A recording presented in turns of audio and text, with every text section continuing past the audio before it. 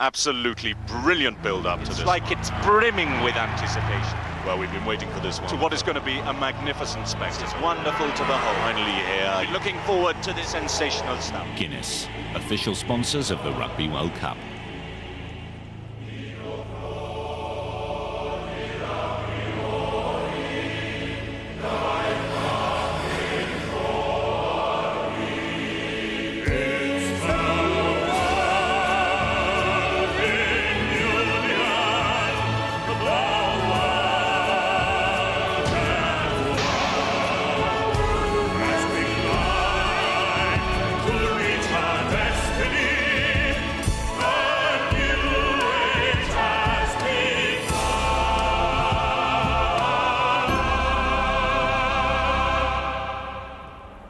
The new Millennium Stadium is ready, and it's a magnificent sight. The Rugby World Cup, Wales 99, is set for liftoff.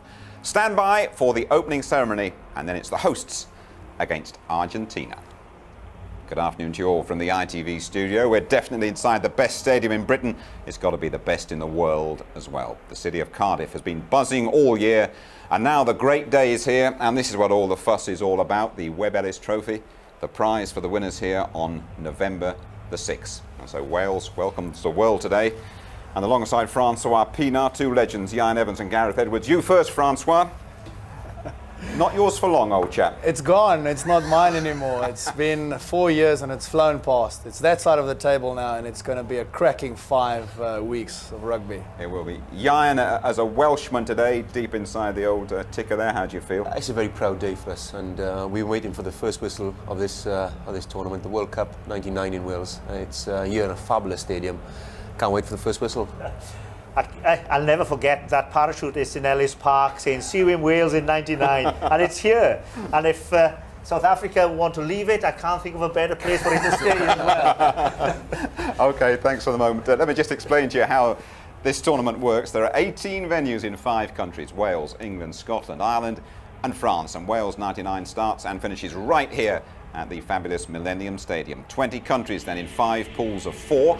The winners going straight to the quarterfinals. So win your pool and you get a week off. Finish second, there's an extra playoff game. The best third place finisher, by the way, is also in the mix to decide the last 8. So the pool matches in the first fortnight, the playoffs on Wednesday, October the 20th, the quarterfinals on an absolutely huge rugby weekend, October the 23rd and 24th. The semi-finals both at Twickenham on the weekend of October the 30th and 31st, and then the final in Cardiff on November the 6th. Okay, let's examine those pools in more detail now. First, Pool A, that is Scotland's pool. A huge opening game for them against the holders, the Springboks, at Murrayfield on Sunday, and Uruguay and Spain just happy to be here. Francois, what chance is the Springboks holding on to this? They've got a good chance. They've had troubles. I think that's sorted now. Some of the key players are back, some very exciting players. Especially 8, 9, 10 looks really strong. But a crunch game. Scots are waiting for you. It's a crunch game, and every pool has got a crunch game. South Africa's on Sunday when they play Scotland. The Scots will be ready. They've got some of their players back now. Not a great build-up to the tournament, but a great 5 nations. And if they can put the passages of play together that they did in the 5 nations, especially the game against France, they'll be very exciting. Okay, France, of course, will be there on Sunday. In Pool B, England, they start at Twickenham tomorrow against Italy. Then the ultimate test against the odds-on favourites, the All Blacks, and that is followed by Tonga. Ian, what about the English chances in that pool? Well, the crunch game is obviously next against New Zealand. You know, whoever wins that pool has got a very easy run through potentially to the final. But you can't overlook Italy for long. They're a very good side, causing them some problems earlier on in the season. So it's you know, it's perhaps in hindsight, Clive Woodward might have changed his run up to the tournament by bringing some harder, more competitive games in with a bit of a physical edge. England haven't been put under any sort of pressure at all so far in the run up, but you know, wait and see. Thanks, Ian. We'll be at Twickenham tomorrow, of course. Meantime, in Pool C, all the matches take place across in France, who are joined by Fiji, the Canadians, and World Cup newcomers from Namibia. Gareth, your thoughts on this pool? Yeah, France low on confidence, but dismiss them at your peril, because they always have that habit of really turning it on when nobody expects them to do it. Canada, tough, abrasive, passionate. can rattle anybody's cage, as we saw against England, against Wales. So a tough group, but they'll be the two sides really who'll proceed. Okay, now the Welsh pool, that is Pool D. Wales, Argentina, the Samoans, they had a famous victory here in Cardiff back in '91, and improving Japan. Ian. Yeah, tough pool. The pool of death, so you said. There's, none of the big sides are in there, such as Australia, New Zealand, or England, South Africa, and so on. But there's no way for Wales possibly to have a respite and rest some of their key players. It's a very physical pool, very competitive pool, and Wales do well to come out, especially with their nemesis, Western Samoa, without any sort of injuries. You mentioned Samoa here in '91, and everyone cringed. Oh no, not that one. Not happy memories really. And if we come out of this pool as winners, which I expect, without any injuries, it'll be key going into the quarterfinals. Quick comment, Gareth? Well, I was in the summer, I was in Argentina. I know how tough they are. And as Ian so rightly said, Samoa can really upset anybody. So it's 3 matches the Wales can win, but it's also the 3 matches they can lose. Okay. Finally, Pool E, based across in Ireland, where Australia and the Irish, well, they're expected to be with us rather longer than the USA and Romania. Francois. What's great about this World Cup is every pool has got a crunch game, and Ireland's playing at home. You can imagine the passion when Australia go up there. It's a cracking game. The other games are not that physical, and it's not such big games. But every pool has got a crunch match, and I would, I wouldn't like to be an Australian facing up to Ireland next weekend in Dublin. Okay, Francois, thank you very much indeed. Let's just check the afternoon's team, starting with the Welsh. They've won their last 8 matches under the Kiwi coach Graham Henry, the great redeemer they call him in these parts. He really has given them the winning habit. Ian, your thoughts on the Welsh 15 this afternoon? Well, the transformation has been dramatic with basically the same squad, but 8, 9, 10, 12 is a match for any side in the world really, with Scott Quinnell, Neil Jenkins, Rob Howley, the captain, and Scott Gibbs. It's very physical, very direct, and gives them an all-round game. Wales have got an awful lot of ball carriers, which is crucial and will be crucial today in weather like this. Yeah, and of course he's also introduced, we've got a very good front row now, which gives a good solid base to the scrummage. And with Sinkinson really getting onto the loose ball very, very quickly, Wales are actually getting quite a bit of possession. And when you've got ball getters and you've got ball users, you're a pretty useful team. Yeah, that's not bad, is it? That's what you're after. Well, as for Argentina, well, don't forget they ripped the Scots apart at Murrayfield in August. Despite some internal problems, they're confident of reaching the second phase. And Francois, you always have to respect a pack from Argentina. They're the best scrummagers in the world. They'll be very, very physical. I spoke to Roberto Grau before the tournament started. He's your teammate, isn't he? He's my teammate at Saracens. They get up for this game. They know it's going to be a physical encounter, and up front, I think they can hold their own. Sport Leader must have been a great loss just before the tournament started. I mean, he pulled a hamstring yesterday. That's a big loss for them. And Mendes not in the front row. Just explain why he's such a loss to Argentina. Well, Mendes has got so much experience, and he's one of the best hookers in the world when on form. He'll be missed, as will Sport Leader. He's the go-to man in the line-out. When they need possession, they go to him and they get that possession. Would Lobber do it for them? We'll have to find out this afternoon. Of course we will. Well, as part of that winning flush, Wales became the first of the home nations to win a series in Argentina. Henry's men winning by 2 tests and then in Buenos Aires in the summer, staging a quite astonishing comeback here in the first test. They recovered from 23-0 down to win 36-26. And Gareth, you were there for these matches. Yes, and a match full of danger for Wales. But to Wales's credit, they've now found the confidence to make that kind of comeback and played some outstanding football, some great movement as we see here, some good support play from Scott Quinnell.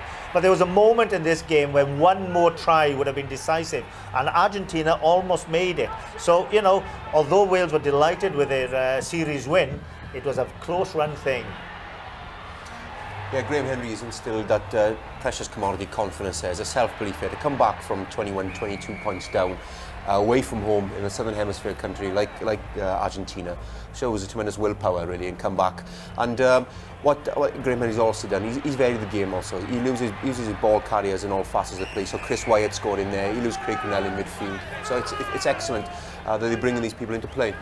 And you've also got your brilliant number 10, Neil Jenkins, the ginger monster who so many people here expect so much of in the World Cup. He's he kicked the ball prodigious distances, really. He's metronomic, really, and along with Mertens and Johnny Wilkinson, he's fantastic. You see him practicing, and he'll go out there and practice for hours and hours on end, and that's a measure of the man.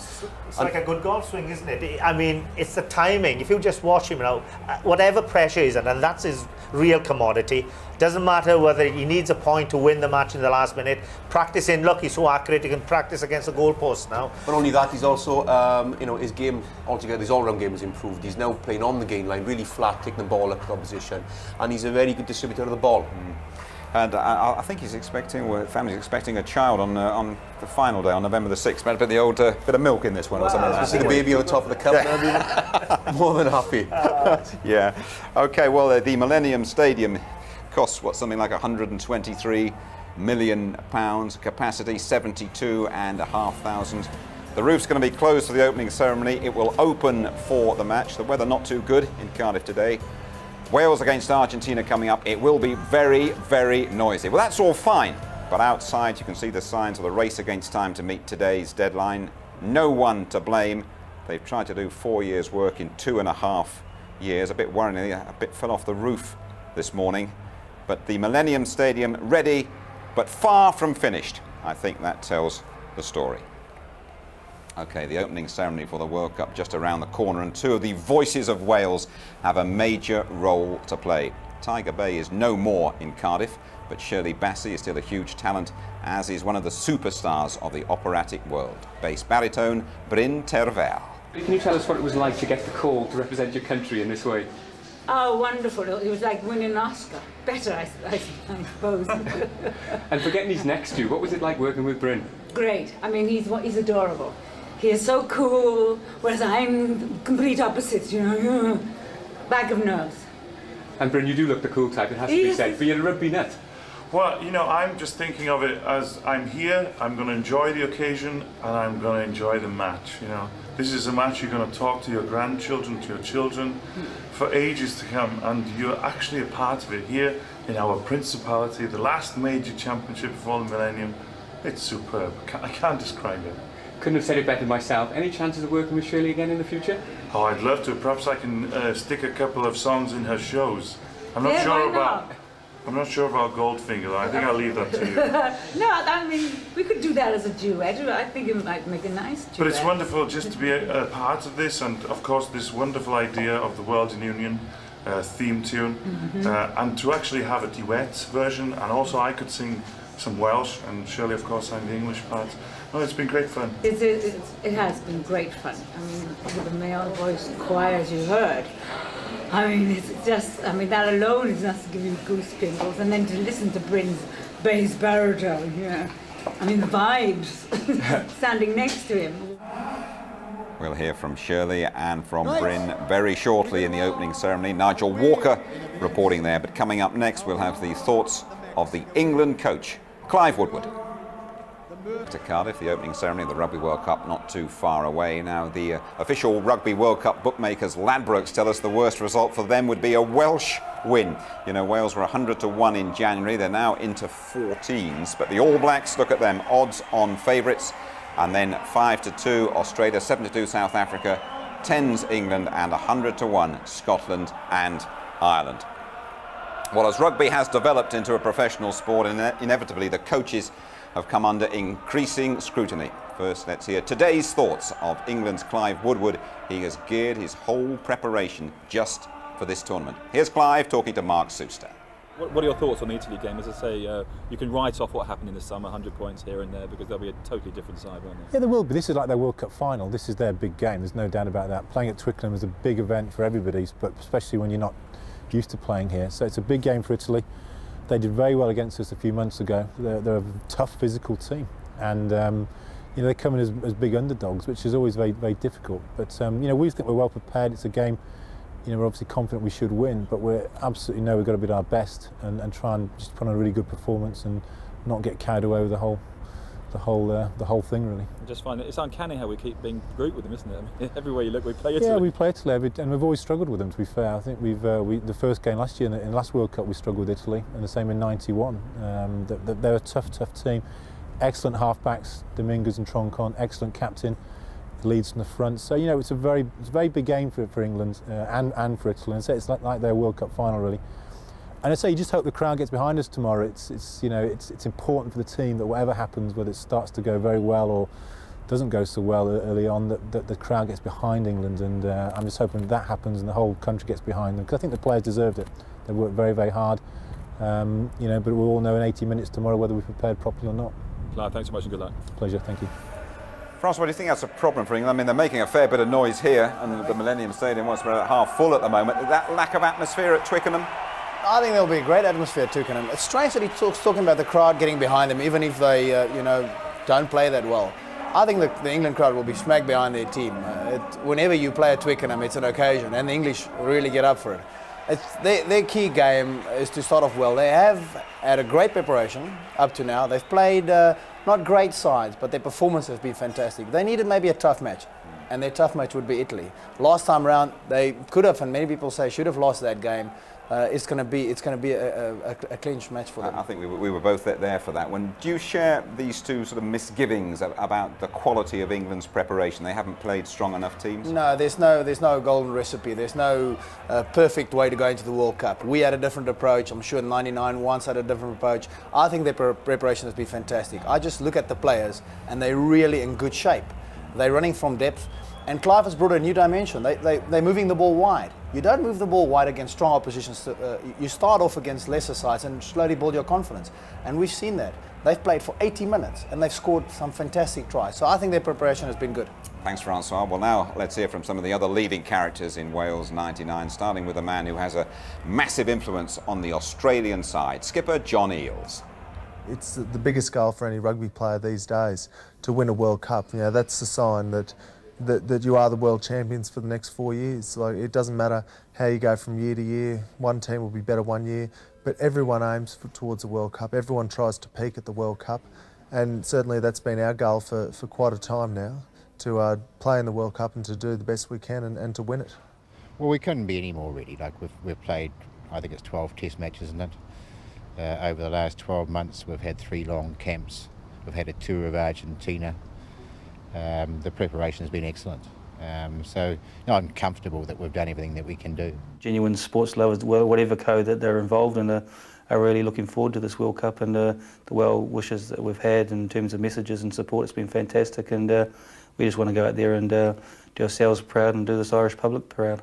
It's total different competition for us, and we just have to go through all the patches. If you want to be world champion, you just have to do it. This competition is, to my way of thinking, the most challenging and the most even. I think there are 7 or 8 teams as you go into the competition who realistically could say to themselves, given their form today, that they could expect to see their name on the William Webb Ellis Trophy at the end of a year, at the end of a tournament. Well, that's the view of the favourites. But what about this man, Graham Henry, and the job he's done transforming Welsh rugby, Francois? His team has just arrived and they've got a tremendous applause. He's done so much. He's just given them experience. He's given them key areas of play. He's taken off all the edges. Everybody's got a role on the pitch, and he's managing them really well. He's got his feet flat on the ground, and I believe he has. He's got so much experience. In Wales, in the town, people saying, yeah, we're singing from Graham Henry's hymn sheet saying that we don't have a chance. I truly believe that he said to the guys, realistically, let's take it game for game, and he needs to manage them well, because the crowd is expecting them to win. And you switch on the television, you look in the newspapers, it's Wales have got to win this World Cup, and that pressure can be sometimes too much. I don't know about winning it, Jan, but the Kiwi Graham Henry, he saved you from embarrassment, which it looked a bit like a year ago. Yeah, I say the transformation has been dramatic, and nothing short of that, really. But he plays the kidology well, he plays the mind games. What he tells the press is one thing, what he goes and tells the players in the change rooms is something completely different. As I said, he has instilled that self-confidence and that belief there. Now, he might be downplaying chances here, but he's telling them to go out and enjoy themselves and prove everybody right. I mean, Gareth is one of those legends who the modern players had to live up to. Over the years, you must have been almost embarrassed by the state of Welsh rugby, but the public never lost faith, did they? No, it's always been there lying dormant. If at times they were very, very frustrated. And I think this was highlighted with the amount of following that we had when we played at Wembley and what have you. You know, crowds of 70, 75,000, 80,000 at Wembley, when really Cardiff's capacity has only been 50,000 for the last few years. So it really has brought everybody back together. And of course, when we talk about keeping everybody's feet on the ground, this is hard to do because these guys really do believe that Wales are going to win the World Cup. And when they've got that kind of backing behind them, the players then can really perform. Lots of happy faces around this Millennium Stadium, eh, Gareth? Oh, well, you know, as you said, we've waited a long time, and if we all think that actually finishing this stadium was something short of magical, then the transformation of the team to go with it, hand in glove, couldn't have been better timed. What he's had, he's had a huge advantage. The fact he's come to Wales without any sort of emotional baggage that so many previous incumbents have had.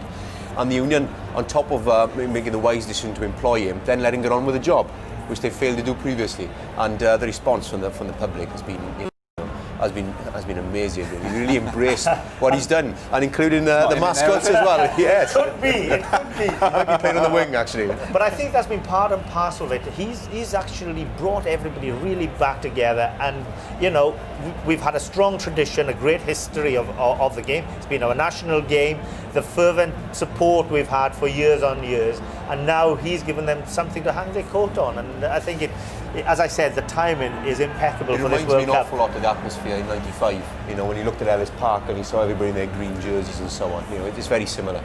Francois? A hallmark of a good coach is a coach that can take a player and make him perform at the highest level. An example for me is Peter Rogers, who's played in South Africa. I played with Peter. He was just on the fringe of the Transvaal side. He came over here, and all of a sudden he's destroying. He's destroying packs on his own, and he's given that guy the step up. He's given him the motivation, the confidence, and the guys behind him are backing him 100%. You know, Jan, looking round this stadium, I mean, you're settled for a few, perhaps bits falling off the roof. There was a little bit of worrying this morning, and a few sort of... It's probably on someone's mantelpiece already, actually. Someone's taking it home as a trophy.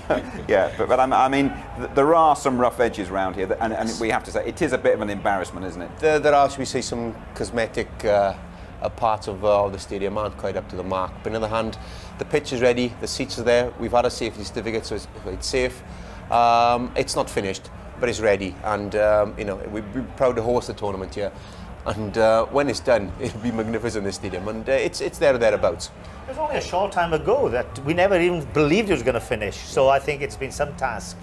Absolutely. Francois? I took a walk on the pitch with Sean Fitzpatrick this morning, and I don't know what you think of the pitch. It's wet. It's very wet. It's wet. It's going to be interesting to see how it holds up. The covers are on now. When the covers come off, would that have an effect? I think it will. I think it will. Definitely, the backs have got to have longer studs in than normal. And talking about that, of course, to remind people at home, they are on pallets because underneath those, removable, isn't it? Yeah, that's right. You know, it's tarmacadam, and I suppose the depth of it is probably no more than 6 to 8 inches, yes. And you know, any water goes through that very, very quickly, but will leave a very slippery surface. What is worrying me is some of the pellets are not that even. We got to one or two places on the pitch where there was some unevenness, so hopefully that wouldn't have an effect.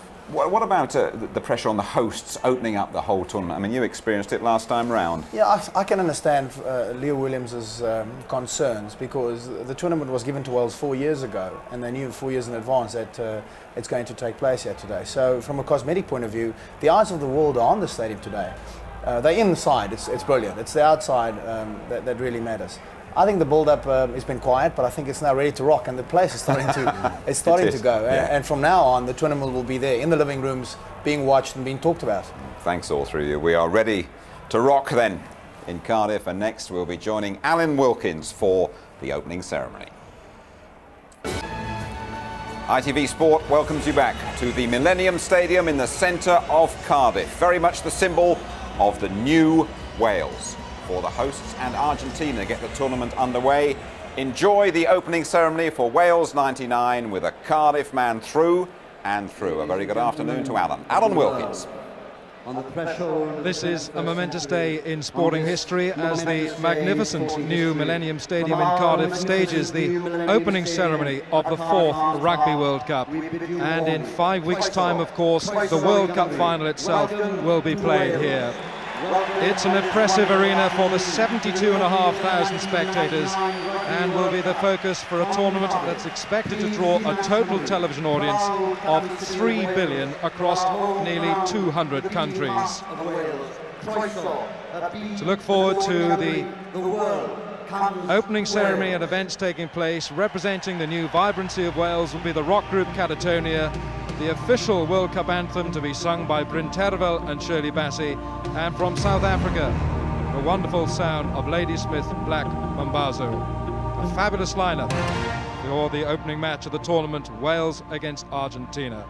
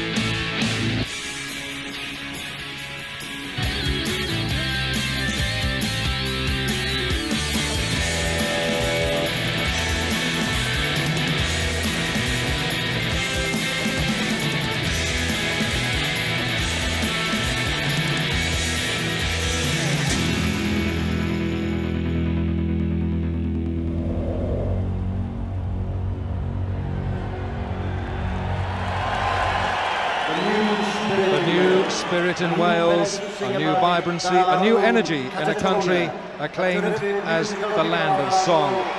The Welsh love to perform, of course, no one more so than Catatonia, who kick us off with their massive hit, International Velvet.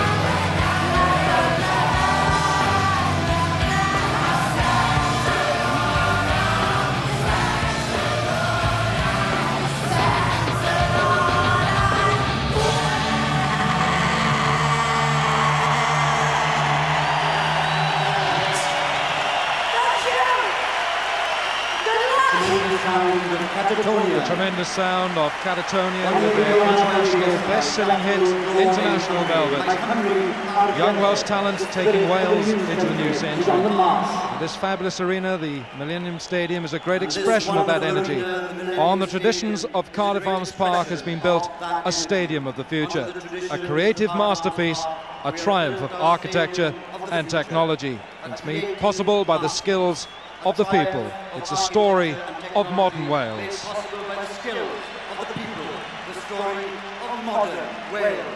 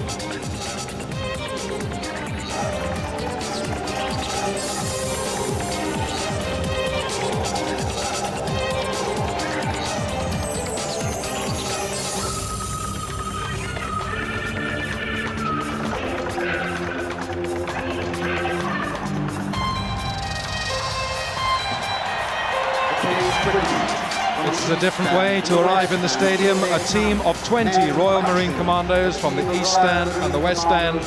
This is teamwork of the highest order. And what we're seeing is the birth of the Red Dragon, the legendary emblem of Wales. You are witnessing nothing less than the birth of the Red Dragon, the Rhine Gaul, the legendary emblem of Wales. The Red Dragon has an honoured place. It is the flag of Wales. It is, of course, the icon of Welsh rugby.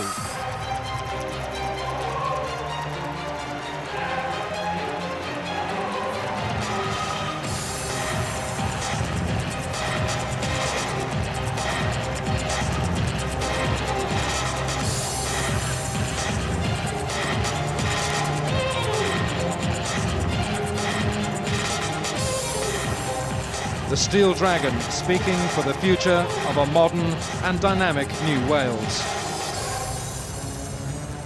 The Red Dragon regarded as the symbol and the guardian of the country of Wales.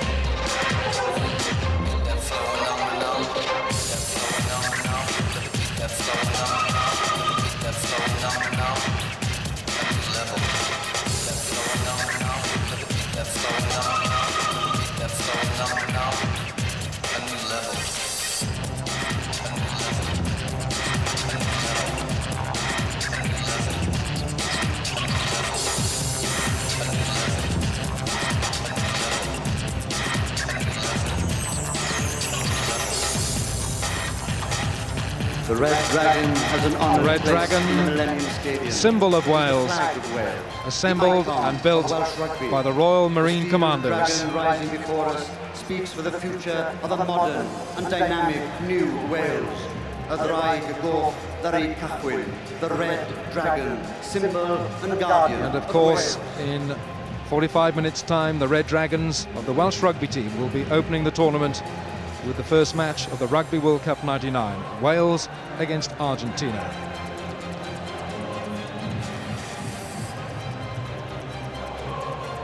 $72,500 spectators, the fortunate ones inside the Millennium Stadium, to watch the opening ceremony and the birth of the Red Dragon.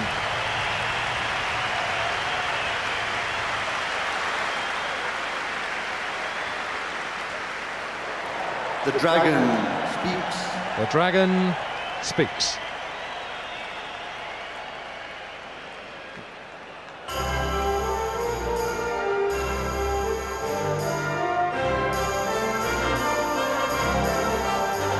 And now from the ship's company of HMS Cardiff and from the Royal Welsh Regiment, 150 men in a combined operation. The Royal Welsh Regiment, 150 men in combined operation. The unveiling of the banner of the greatest rugby event ever staged, the 1999 Rugby World Cup.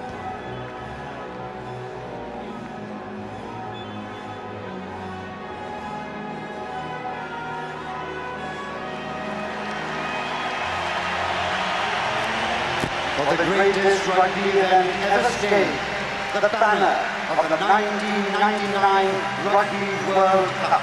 It's an emotional cauldron, the Millennium Stadium, the flashlight, the cameras, and all eyes on the banner of the Rugby World Cup 1999. The Royal Marines and the Army, diolch yn fawr iawn. A huge A warm appreciation from this crowd, from the men of the Royal Navy and the Army, the Marines and the Royal Commandos. The 4 years have gone by quickly since the last Rugby World Cup in 1995, hosted entirely by the country of South Africa.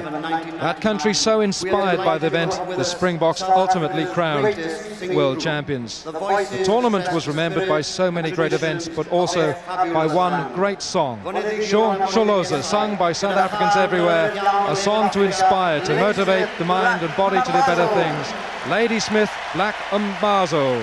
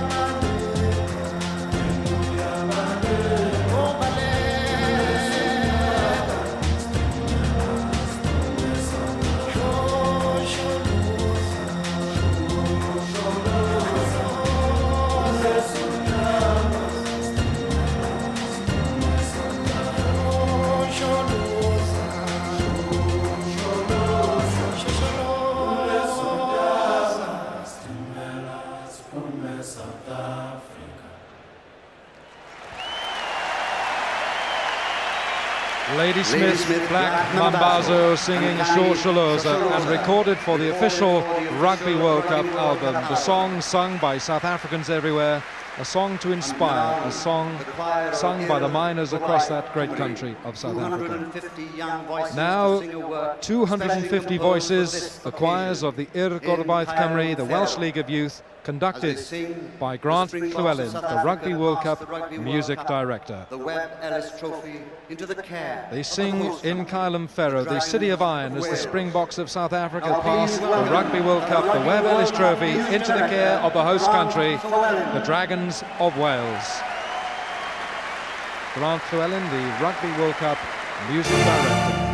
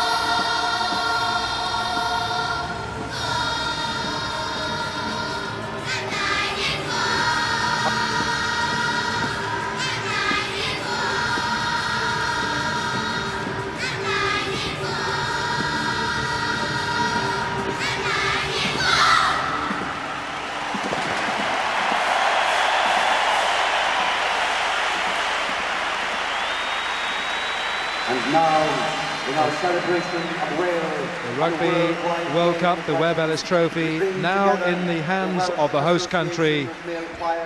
Wales. And now, in celebration of Wales and the worldwide game of rugby, the Welsh Association of Male Choirs and the band of the Royal Welsh Regiment, of all the marching songs, this is the most famous, Men of Harlech.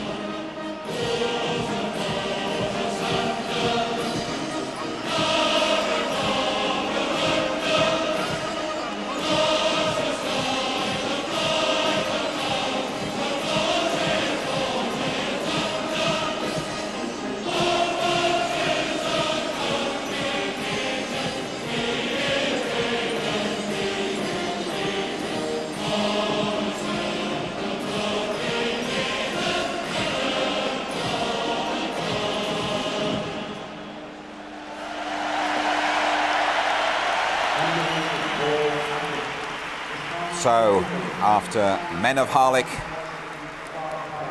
the crowd here in the Millennium Stadium, the big kickoff 35 minutes away. The centrepiece, though, of the Rugby World Cup opening ceremony still to come. World in Union with Shirley Bassey and Bryn Terfel. And then it's Wales against Argentina.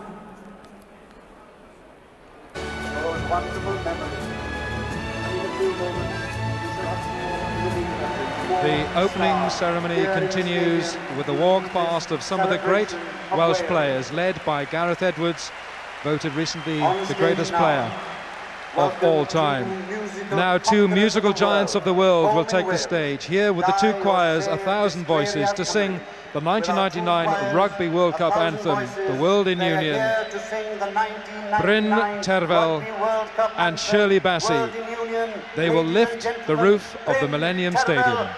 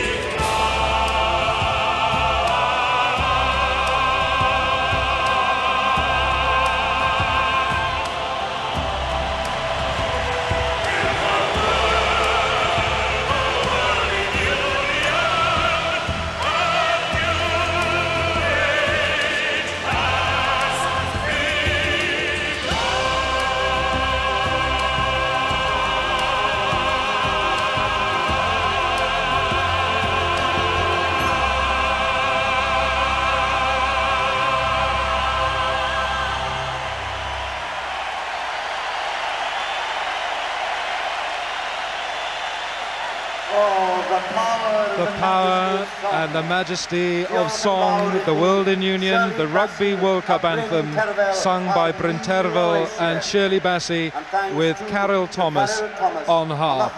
The roof of this stadium was truly lifted.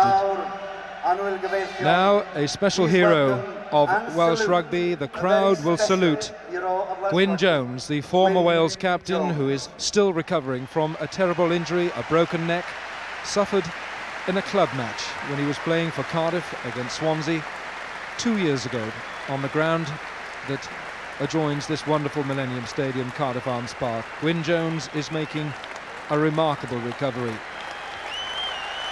He is a doctor by profession, and he understands the full significance of what he has gone through, and here he is, warm appreciation from this crowd. Dr. Gwyn Jones, the former Wales captain.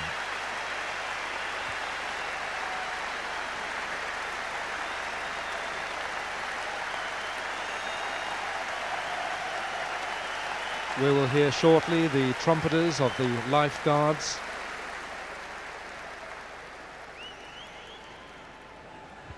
With kick-off now some 22 minutes away for the opening match, Wales against Argentina.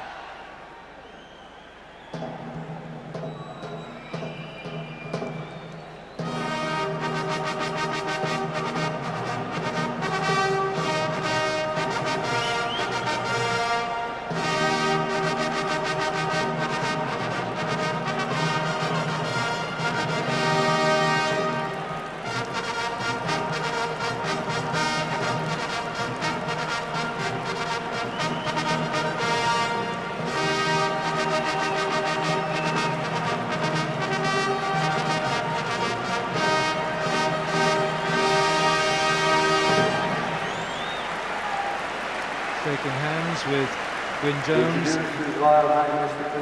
the chairman of the International Rugby Board, Vernon Pugh, to introduce His Royal Highness the Prince of Wales.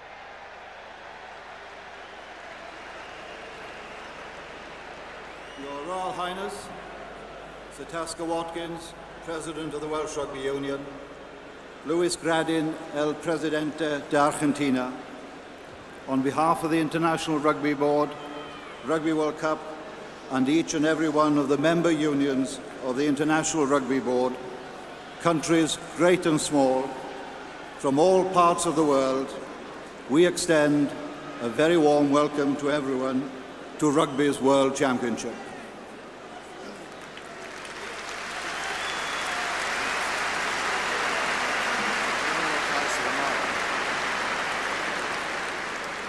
Our appreciation and thanks to Wales as host union and the supporting unions of England, France, Ireland and Scotland for their tremendous work in organising these finals on behalf of the world of rugby.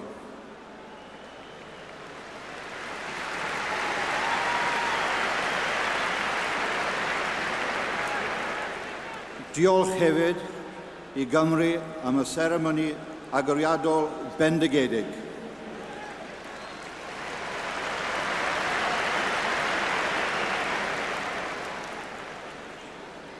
Am yr ornest sydd ddod, pob lwc I Tîm Cymru. For the game ahead, every good wish to the Welsh team.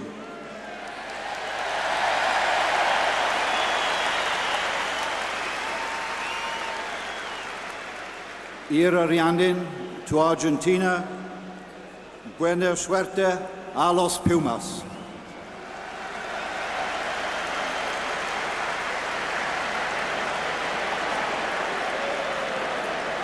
Your Royal Highness, you honour us with your presence today.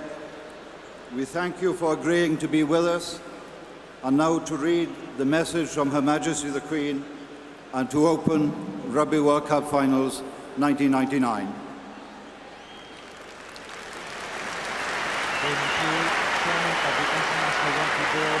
Rhys Williams presented the ball with a message of goodwill to Gwyn Jones and a special delivery. Gwyn Jones presents the message to His Royal Highness, the Prince of Wales.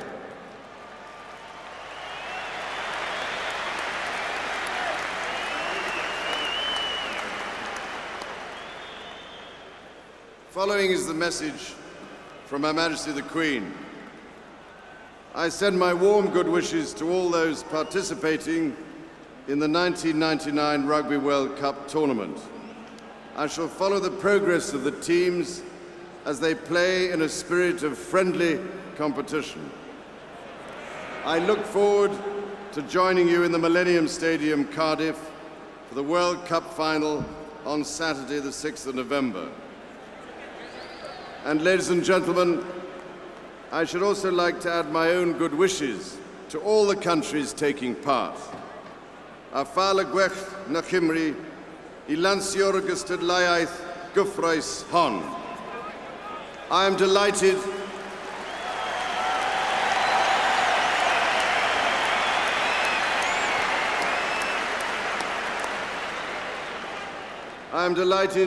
to declare the 1999 Rugby World Cup tournament open.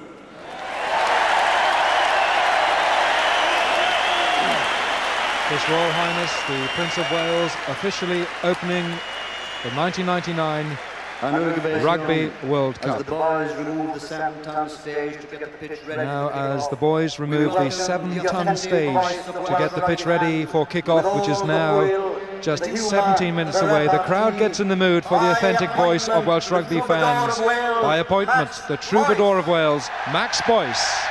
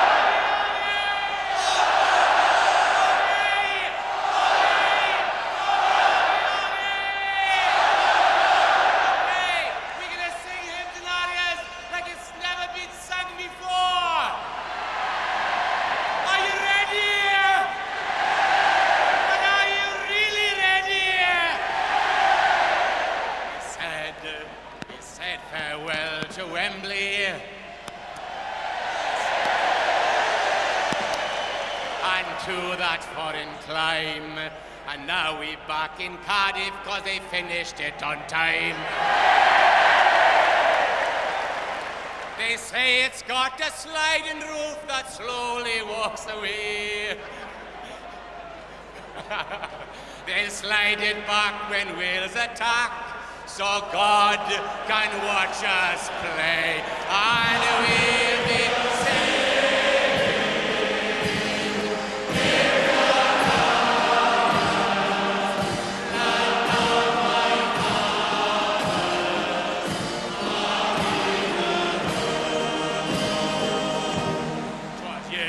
be the Springboks on that historic day, and then they came with forklift trucks and took the pitch away.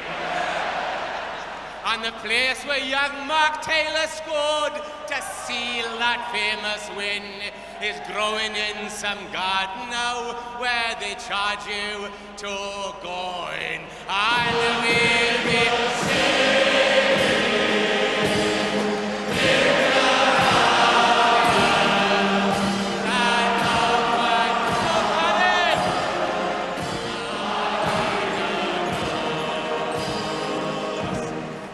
teams full of accents now, strange and somewhat new. There's Kiwis and Australians to mention just a few.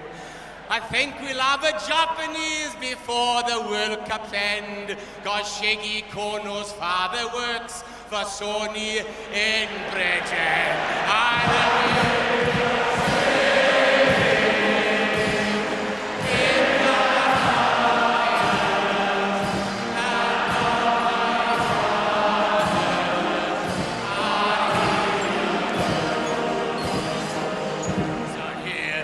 New stadium where the flags are all unfurled and all the painted faces of the peoples of the world will fill the place with singing on this historic day, cause the World Cup's come to Cardiff and here it's gonna stay. And we'll be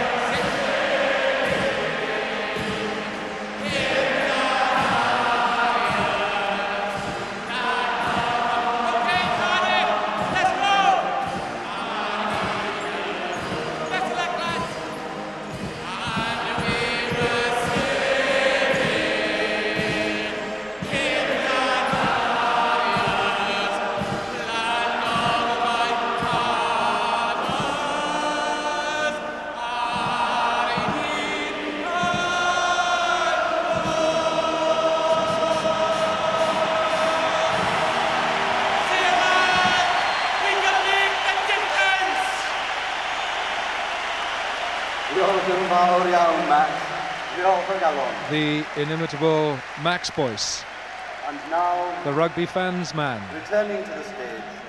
And now returning to the stage, accompanied by the Welsh Male Choir, Bryn Terfel, and a hymn tune first sung in Wales exactly 100 years ago. A song from Welsh hearts, a song sung worldwide by Welshmen, Calon Lan, pure heart, Calon Lan, a llawn daioni, pure heart, full of goodness.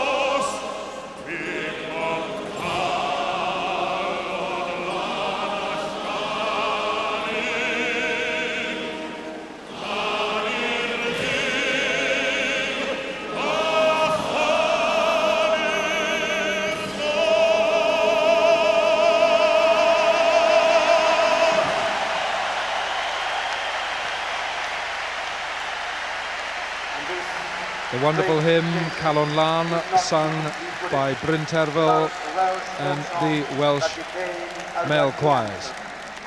Bryn Terfel, who sings to opera houses worldwide. The Webb Ellis Trophy, the Rugby World Cup, and now Sosban Bach, the Welsh folk song that has become a rugby anthem.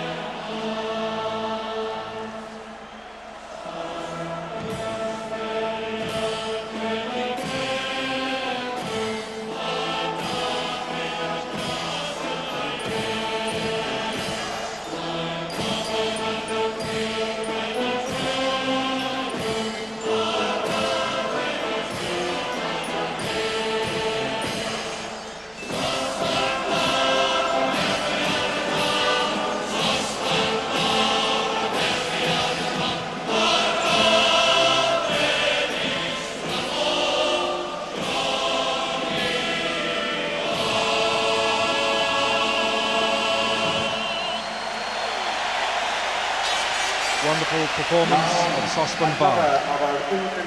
And now another international Welsh singing star, a star on Broadway in the West End of London, Michael Ball, leading the massed choirs in one of the great Welsh hymns, Cwm Rhondda, Bread of Heaven. It's a hymn created for great crowds. So join in and make this it ring should around receive the world. a tumultuous response from this 72,500 fans. Cwm Rhondda with Michael Ball. Let's show them we are a nation of song.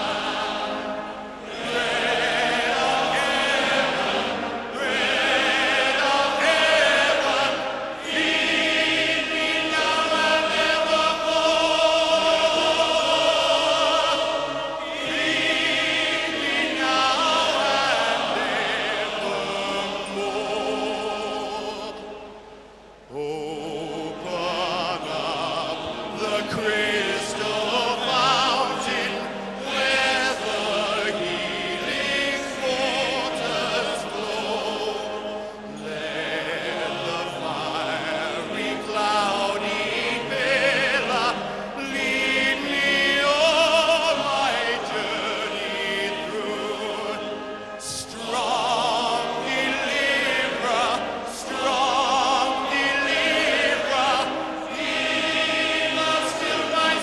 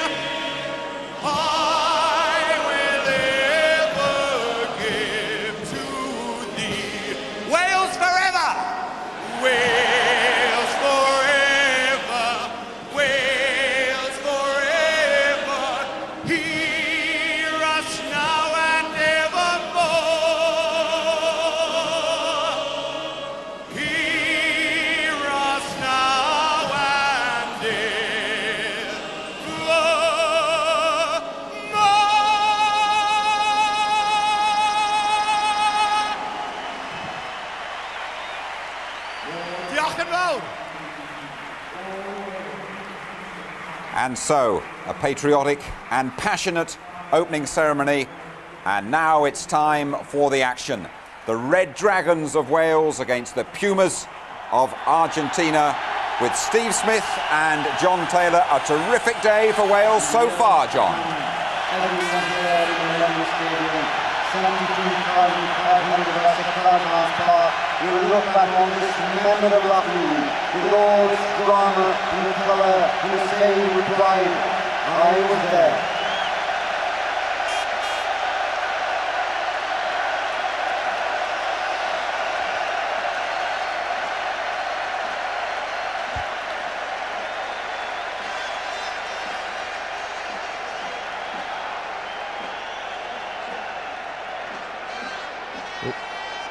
Well, a sea of noise. I have to accept nothing quite like it. Few tears in the eyes. An amazing experience, that opening ceremony. I thought it was brilliant in South Africa, but if anything, that topped it. An incredible occasion here at the new Millennium Stadium.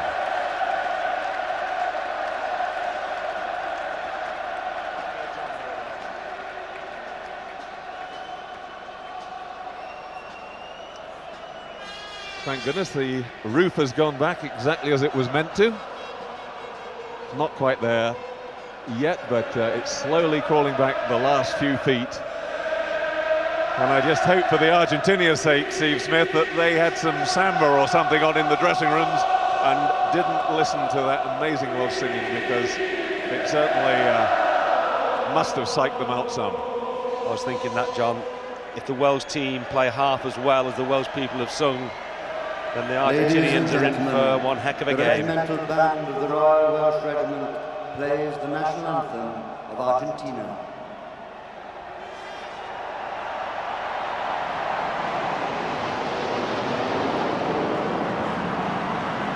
Meanwhile, when the spectacular Red Arrows to this opening ceremony, leave their trails of smoke across the top of the stadium. A tremendous high-speed salute from the Red Arrows to the Red Dragon.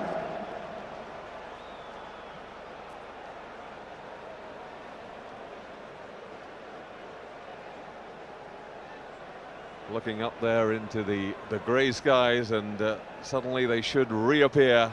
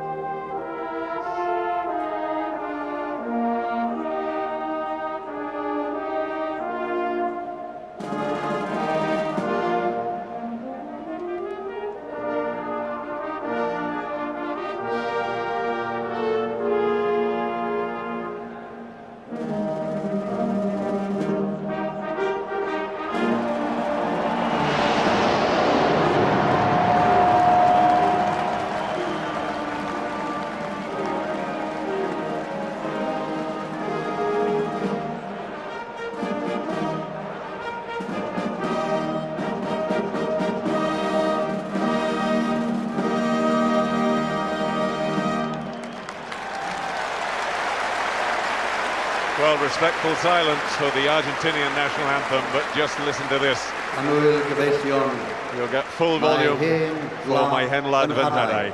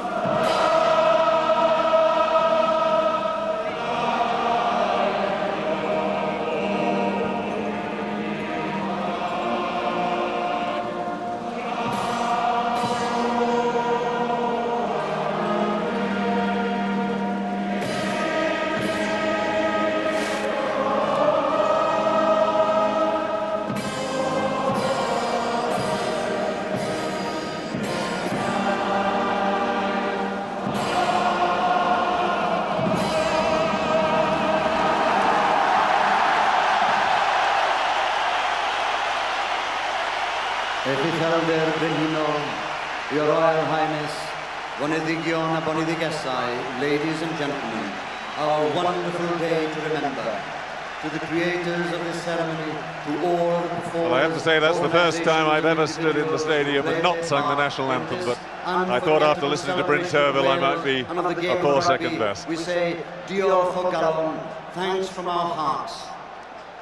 Let's have a look at the teams then. Graham Henry has named his strongest combination for this opening match. There's great experience at half-back with captain Rob Howley and Neil Jenkins, plus of course the irrepressible Scott Gibbs at inside centre. In the forwards, Peter Rogers, Gavin Jenkins and David Young are the rock on which the Welsh revival has been built.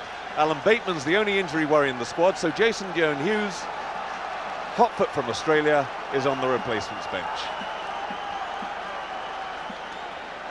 One late change for the Argentinians. Pedro Sporleder, their most experienced player, withdrew this morning with a groin injury, and he's replaced by Ignacio Fernandez-Lobe.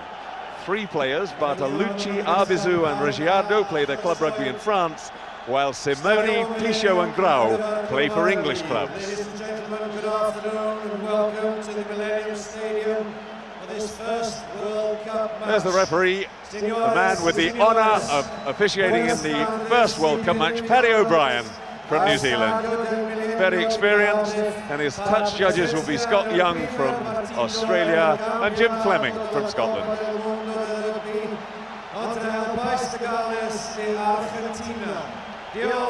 Thank you, gracias. A little bit of a delay just while they get rid of the choirs down the one end of the pitch. They're all in the dead ball area, and just in case the Argentinians score straight from the kick-off, there'd be trouble. I don't think they're there, John, after that. Number 4 for Argentina, Pedro Sporleder. There's the man on who the whole of Wales is defending to kick the goals, Neil Jenkins. Just moved club-wise from Pontypridd to Cardiff. Such expectation down here in Wales, and it really is now or never. Colin Jarvis, the flanker who's played at every position for Wales in the back row. Scored 2 tries against Argentina in the match here last November.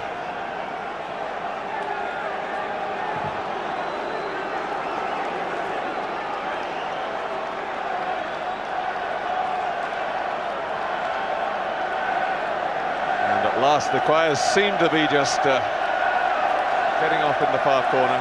There was always going to be a bit of a traffic jam. They'll miss the opening few minutes as they get up to their seats.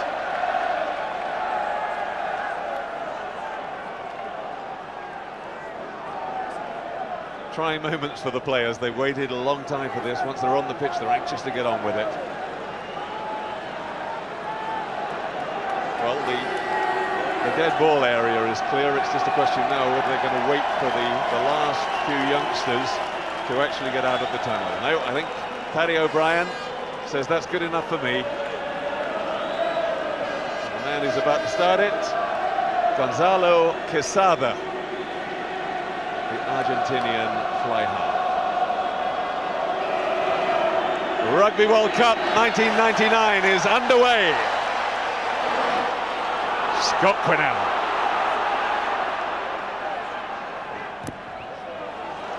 And an Argentinian coming back slowly there, just obstructing things. Back it goes to Longo. Wrapped up by Sinkinson. Wales looking for a turnover. They don't get the turnover, but they do get the scrum. Welsh team psyched up, John, you can see it. It's been a fantastic occasion so far. The team surely could not let them down. And Rob Howley, the Welsh captain, feeds the scrum. He's pointing down as if he's going to kick for the corner, just alerting Gareth Thomas to it, but they've got to reset the scrum. This first scrimmage will be very, very interesting. This is where the Argentinians fancy themselves.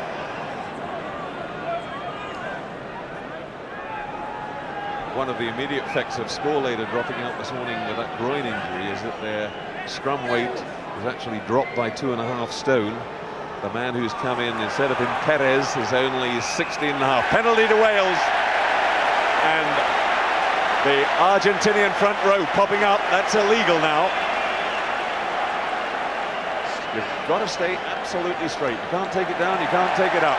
And immediately, with just 1.5 minutes gone, Neil Jenkins steps up to take his first kick at goal. Well, Jenkins may well kick it, but the front row made it. Peter Rogers, he stood up after that scrum and he applauded his teammates around him. They just sapped away the Argentinian strength. Yes, when the Welsh team went down to Argentina in the summer and took them on and out-scrummaged them in their own backyard, it was a real confidence blow. The Argentinians have had all sorts of troubles. They've had to change their coaching squad. Hector Mendes was first appointed. Now it's the New Zealander Alex Wiley who is their main coach. Neil Jenkins hits it sweetly, but he's pushed it wide of the right post. Well, it was beautifully struck, but no joy for Neil Jenkins in the opening minutes. And the Argentinians committing the fatal mistake of getting in front of their kicker, so Wales come out of it with not such a bad position after all. A scrum on the 22 in front of the Argentinian posts. In fact, they've come out of it with a very good position here. Big blind side, left or right. Shane Howarth coming up in the fly half spot. Howley's got plenty of options. Well, Quinnell has to, into the gap goes Howarth. And Scott Gibbs couldn't find the winger. Gareth Thomas slithers into touch. And that will be a line out to the Argentinians.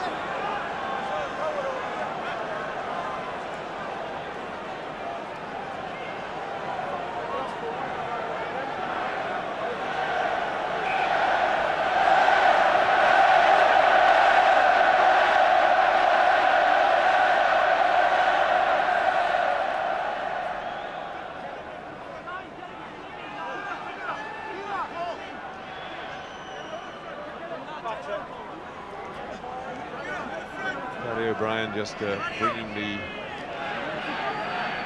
captains together, telling them exactly what he wants. I think it's probably about talking. He's already had a fair bit of flack from both sides. Arbizu had a go at him, I think, about the scrum back on the 22.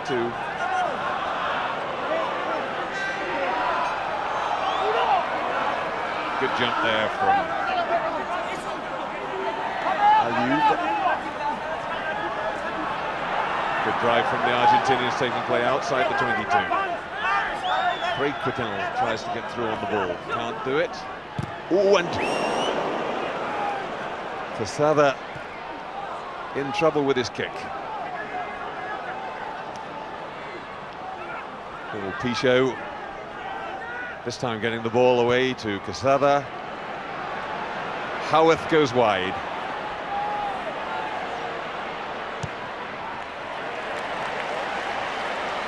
Oh, big long kick from Shane Howarth, just going for distance.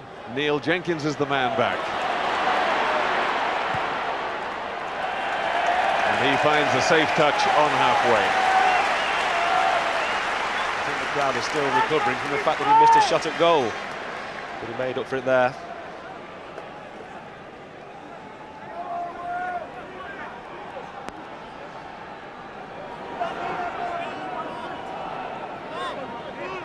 Ledesma, the Argentinian hooker, with the throw. Craig Quinnell there at the front of the line out.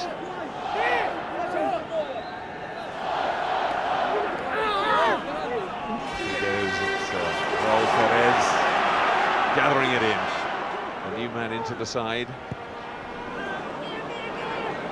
Kicks a bit short. Howarth comes in, takes it beautifully. Argentinian over the top, but Wales clearing. Little chip in behind Albanese from Jenkins, and Wales down to the Argentinian 22 again. Some great play by Shane Howarth, brilliant attacker. But like all good fullbacks, his defensive duties come first.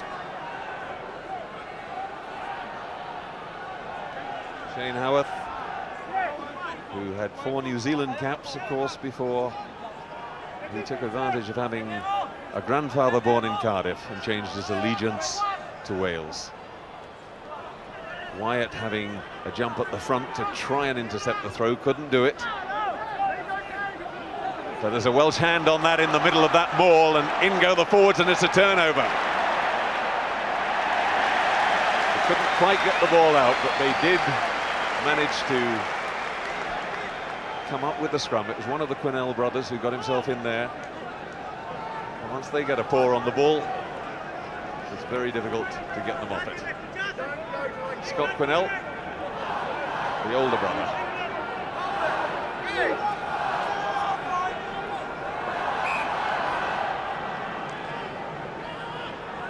There's a real battle on this side of the scrum, John. Dai Young really having a torrid battle on this side. Roberto Grau, who plays his rugby at Saracens, knows all about British rugby, and he's determined to stand his corner, but Wales have got the drive going. Laid back, Jenkins just held on. It was not forward, says the referee. He's waiting for advantage. First knock on, so scrum down to the Argentinians. All a bit nervous at the moment, but we're just 7 minutes into the match. As Wales just a little bit too flat there. You can see from the possession, it's been all Wales so far.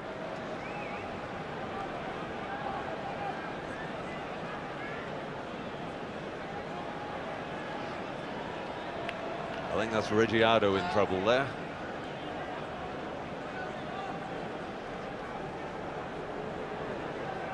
So Neil Jenkins probably just a little bit too flat.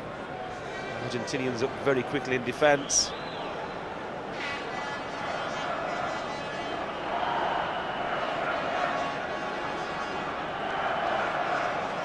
Reggiado it is, he's okay again. Now let's have a look at this scrum. The Argentinians have been under pressure on their own ball. Wales again getting the surge. Both front rows going up, and that time the referee blames Wales. Well, that's fair enough, John, if you're not sure. Give it the defensive side. Who knows why that scrum goes up in the air? I'm sure we don't know.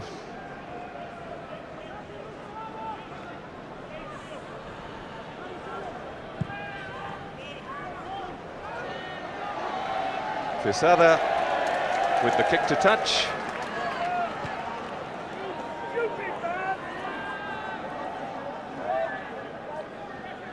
Their main kicker, 216 points from 22 games.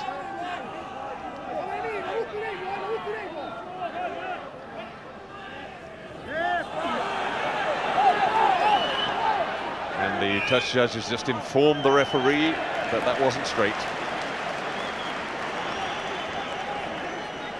We're told to watch for this, weren't we? The referees are going to be very strict. The line-outs being straight and cuttings in the scrum, which is correct.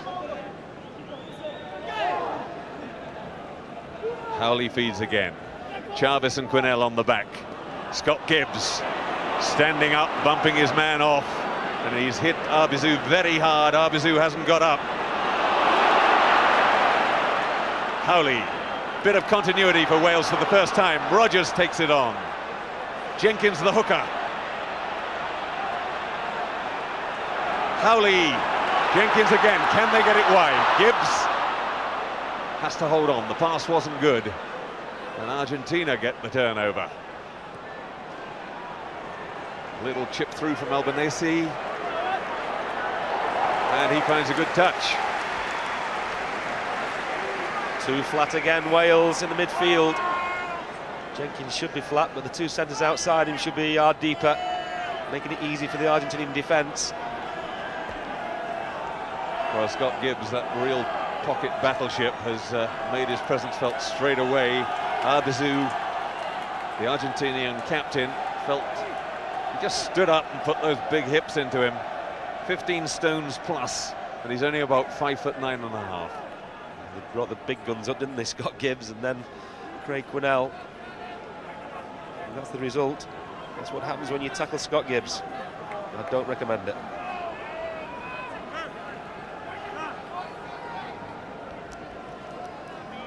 Well, he's been down a very long time. The man warming up there is Camadon. Don't think he wanted to get into the game this early. And Arbizu looks in real trouble. Be a great pity if he can't continue, because he's a very talented player. Plays now at Brive. Been around a long time. Made his debut against Ireland in 1990.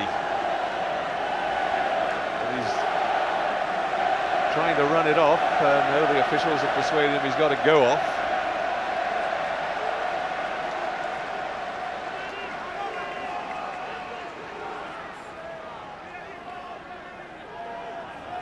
False start for Wales at the line out. They've got to be careful of that.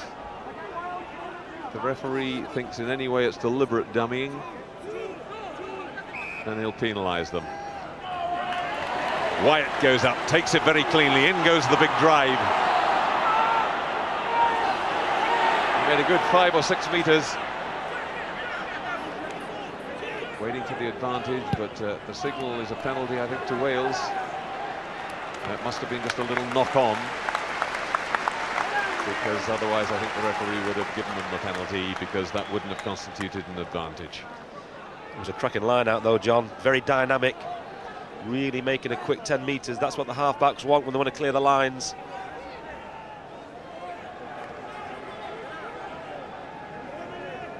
Arbizu trying to run it off. They haven't replaced him at the moment. And penalising the Argentinians for leaving the line out late. And in fact, it was the winger. I don't know what he was doing out there in the line out in any case. Scott Quinnell goes on the charge from the free kick. Scott Gibbs again through the middle. In go the Welsh team, but it was an Argentinian hand that got the ball illegally out their side. And it's all erupted in there. I think that was one of the Argentinians isolating starting. There he is, number 1, Roberto Grau.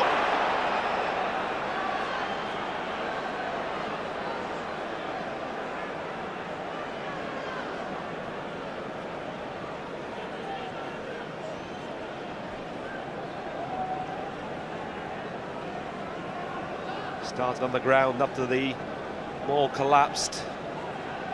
At it already. Started very quietly, then people joined in. Craig Quinnell pulling away Roberto Grau. He didn't like that. And surprise, surprise, he reacted.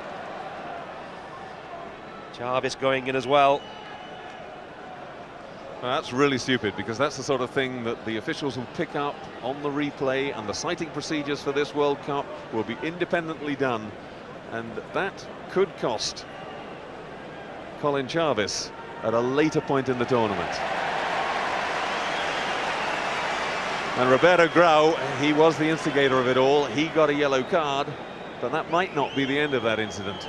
It's not down to the teams anymore to do the citing. They've got an independent panel of officials, and they will have a look at the videotapes, and they can cite after the match is over. That's got to be a good law, John, isn't it? It's quite ridiculous when you have team officials involved in the citing procedures. There's all sorts of tit-for-tat going on. Far better it's independent. To Wyatt at the back, off the top. Howley to Quinnell. Couldn't get the pass inside, but there was no forward. Taylor sets it up. Well, the Argentinians defending really well at the moment. Nobody prepared to give an inch. Ostiglia there, just making the point that he's not going to take anything. Both teams very tense, aren't they? Here's a good opportunity for Wales. Scott Quinnell straight through, gets past two, he's on his feet, not tackled. Shane Howard. Great tackle by the Argentines. Great tackle. And the referee's penalised. And I think that's harsh because, in fact, he didn't go for the line. He tried to release it and actually stopped himself from doing it, I thought. Great break though, wasn't it? Scott Quinnell. Lovely ball out to Shane Howard, and here, for all in the world, you think it's a try. That's what the referee gives the double movement, but it was a great tackle.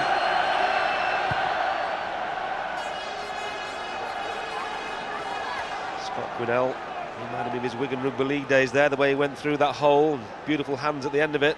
Shane Howard thought he was in.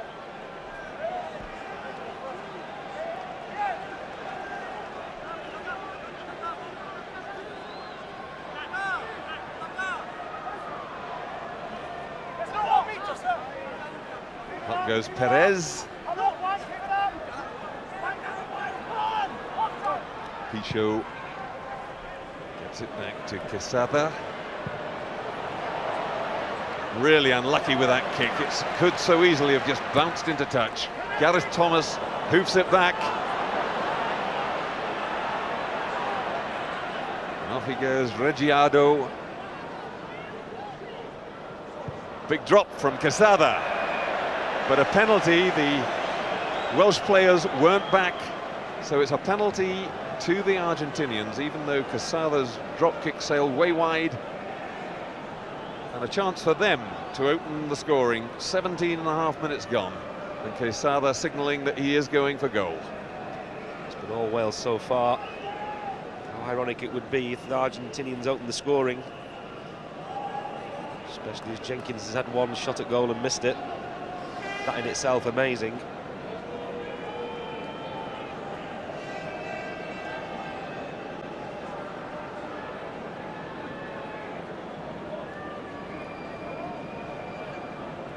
Argentinian rugby down the decades has been famous for two things. One is the power of their scrimmaging. Secondly is the quality of their goal kickers.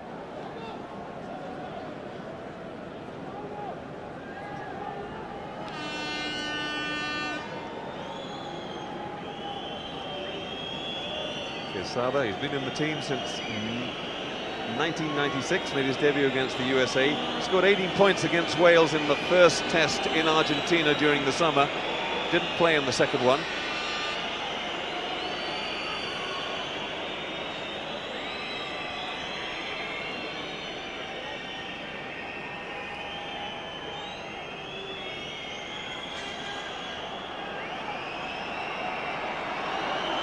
Taking a long time, he almost seems frozen to the spot. There's funny tentative little stops, but it's smooth once he does hit it. In it goes, and Argentina lead 3 points to 0. I'm going to say that does not surprise me. Always produce great goal kickers from Hugo Porter onwards. Quesada, he took his time, but it was worth it.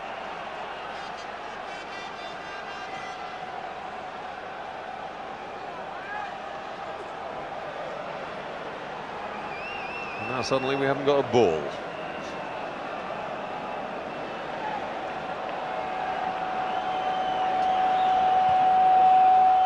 The ball boy seems to have realised that they need one, so now we've got two. It's always the way. Jenkins is selecting the one he likes. So coming up to midway through the first half, Jenkins restarts. David James, the first one there for Wales, but the Argentinians fluff it. Wales, Rogers setting it up. Back it comes. Well, they found it very difficult to get space in here. Again, Gibbs tackled, has to hold on, there wasn't any room. Suddenly exploding away, it's Garen Jenkins. Gets the ball backwards. And Wales just bunching things up, but there's nowhere to go there. They've got to set it up yet again. Rogers again with ball in hand. But no support there that time, and Argentina coming away with it. Howarth underneath the kick. Flicks it back. Wyatt's there, he's got good hands, but absolutely isolated Thomas. There's real need to regroup by Wales, and Argentina come up with a scrum. Wales not going well at all at the moment, Steve. And we've got to say, great defence from Argentina. They really are pumped up for this game. Wales looked dangerous for 1 second. Unfortunately, took the wrong option. Should have come right. Well, a net loss on that passing movement of about 25 metres. And Argentina with the put in at the scrum. Goes down, but the referee ruling that that was accidental.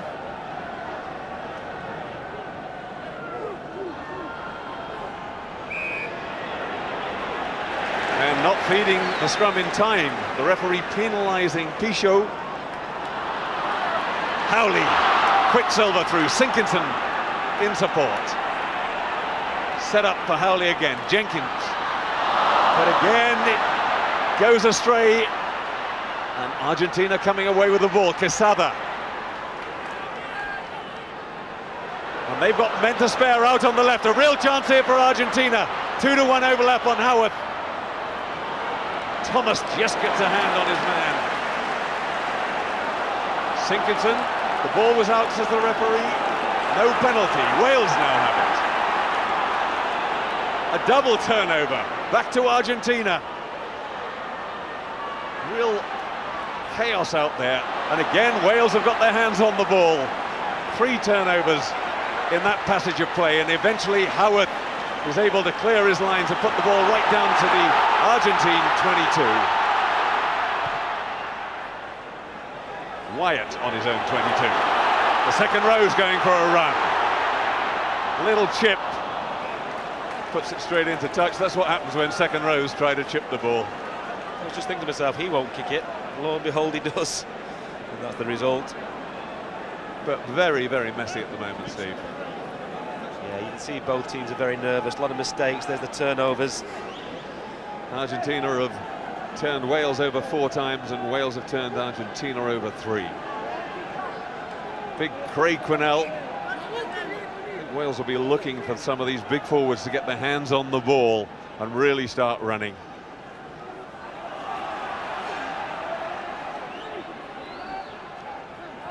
Gathered in that time by Alioub. Pichot. The short ball. Pichot again gets it away. This time to Arbizu.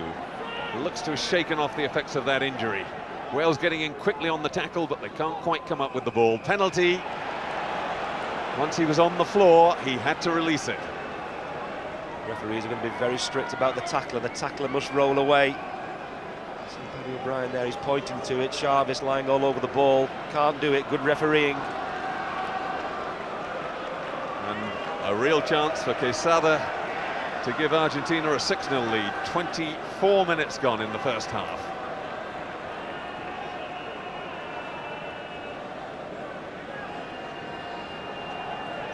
It's just dawning on the Welsh crowd. There's a real game on here. The Argentinians have come to spoil the party. 40 metres out, but it's dead straight.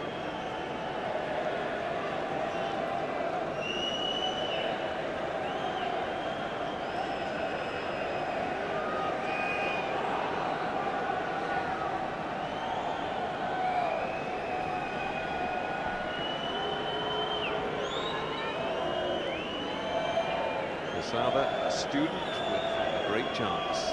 Watch this curious little shuffle he does before he actually goes in to the kick.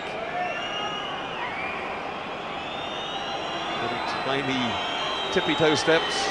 Now just a couple of very slow steps, and in it goes. No problems at all for Quesada, and Argentina lead Wales 6 points to 0.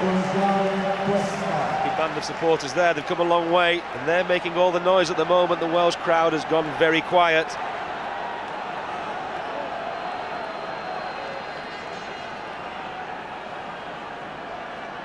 Jenkins, good dropout, right on the 10-metre line. That gives the Welsh forwards the opportunity to regain possession. They've got it.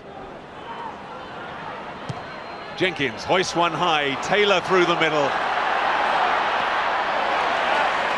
And the call was made Contepomi made his mark. That's a poor little kick. Howarth now with the chance to counter-attack. Quinnell, straight through the middle. Howley, he had a real chance. That's a penalty, must be a penalty. There was no attempt, in fact, to intercept there. He just batted that ball down. Bartolucci and Paddy O'Brien straight onto it. That was silly, really, because he was in a good position to make the tackle.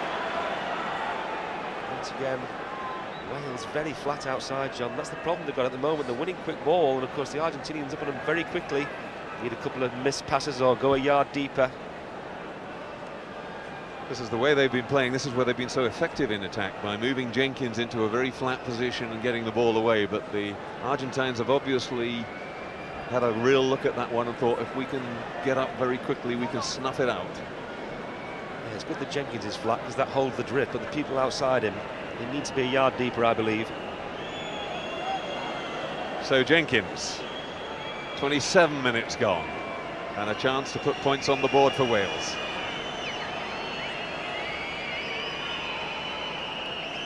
Just about 40 metres.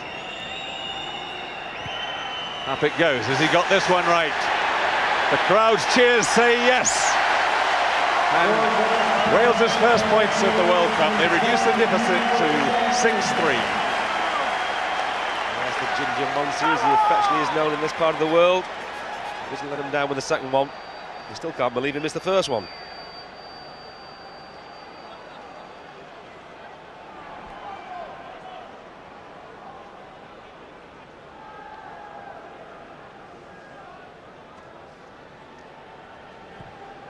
The long drop out. Scott Quinnell underneath it. Takes it in, goes off on the charge. Always gets through the first line. Thomas hits Longo hard. Outspills the ball, but they're not in control. And the throw-in given to the Argentinians, much to the disgust of Craig Quinnell. I think he might have been right. Great tackle by Thomas, though, wasn't it? Lovely kick from Howley, plenty of height.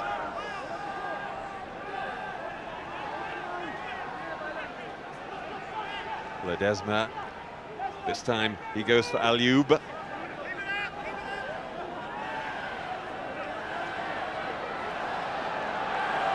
Well, they're just crabbing across field, they haven't really made any ground.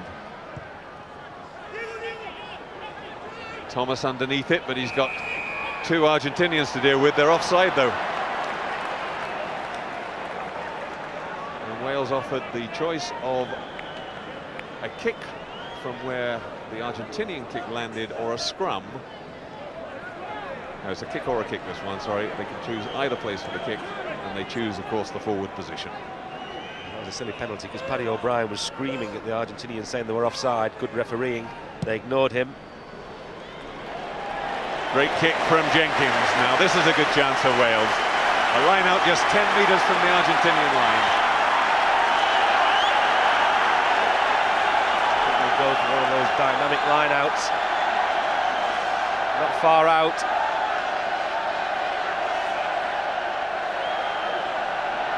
And they've actually got Wyatt, who's usually their jumper, standing at scrum half, but he now goes into the line-out. Up it comes.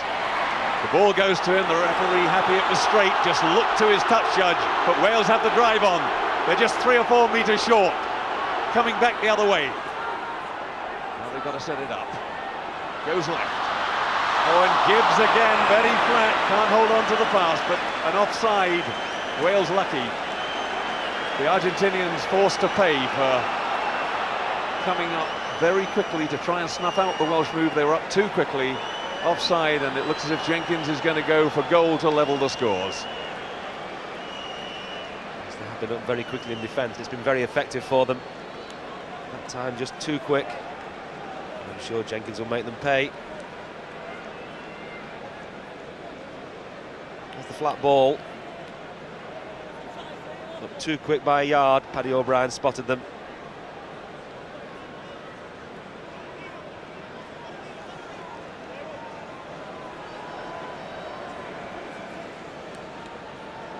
Well, this Jenkins' easiest kick so far.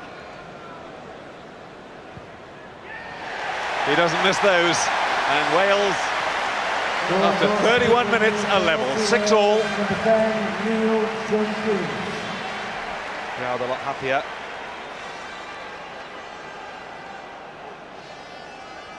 Neil Jenkins, who's just moved to join Rob Howley, his half-back partner in the Welsh side at Cardiff as well. Pontypridd, born and bred. Played all his rugby for them until this season, but they really just couldn't afford to hold on to him. Craig Quinnell underneath it. Massive man, over 20 stones, gathers it in. Jenkins. Well, it only just worked then. Scott Quinnell rescuing it with some good handling. Howarth puts it into the wide open spaces. David James is the chaser. Thomas is there too. But Bartolucci coming back over. Going through several tacklers.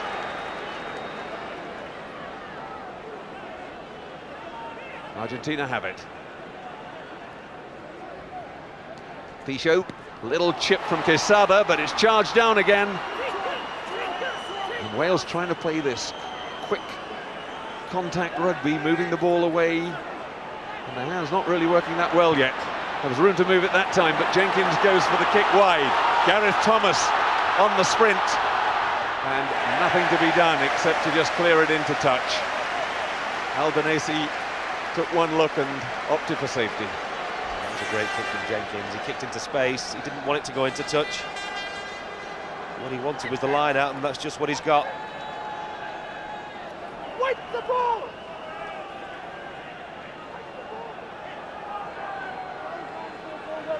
Darren Jenkins, well hyped up. He's really having a go at the ball boy, telling him to wipe the ball. It's obviously a bit greasy down there. Wyatt at the back, only just gets his fingertips to that, and that gives Phelan the chance to get in. Howley can't charge that one. More sloppy work from Wales. Into touch it goes. And Wales again pushed back by their own mistake into their own half. Gareth Jenkins not happy with the ball boy. I don't think Chris Wyatt was happy with Gareth Jenkins because the throw was too long and a great attacking position's been lost.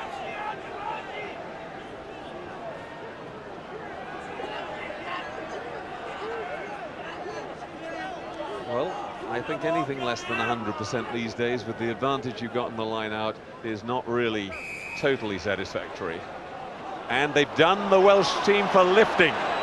This was one of the things that the officials pointed out that they were going to penalise. If the lifting is below the waist, they are going to penalise. And this, we thought, might cause trouble early in the tournament, because generally over the last couple of years, it just has not been penalised. Yes, you can't say they weren't told. They were warned before the game. Everybody knows you've got to be listed from the waist or above. All teams know it, same for everybody.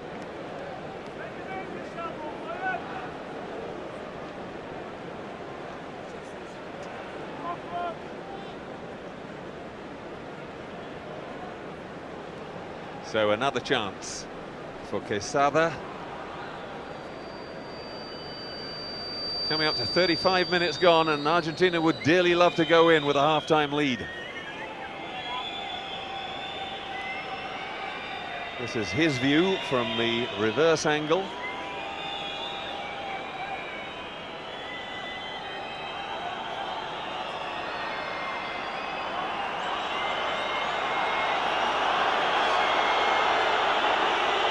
And there's little steps, and then smoothly into it. And he's missed it on the right post. So it stays 6-all. And Wales really struggling to find their rhythm. Remember, they come into this match with 6 consecutive wins to their credit. Sinkinson feeds Rogers. Howley to Jenkins. A wide pass. This time they found a bit of space. Howarth juggles but gets Thomas away. Thomas fights them off, but he's into touch in the end. Oh, what a pity. He put the ball inside there. Daffy James, he was absolutely clear, but once again, good cover tackling. Here's where it started. The difference here, you see, is Jenkins misses a man out. That gives them room outside. Great juggling by Shane Howarth. And if only Thomas could have got the ball inside here, there was a try on. Poor old Arbizu must be dreading the next tackle. He got a hand in the face that time from Thomas.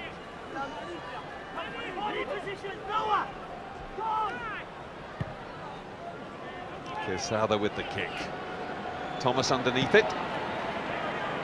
Offloads to Howard. Howley, he's tackled from behind by Simoni. Now there's control. Scott Quinnell using his enormous strength to turn that into good ball. Again it goes wide. Taylor, but he tried to just put on a little short pass to Howarth and it didn't work. He'd have done far better to have held on and taken the tackle. That was a pity. It's all a bit too congested outside. Shane Howarth too close to his man there. Once again, Jenkins doing the miss pass. That's what made it. Howarth too close.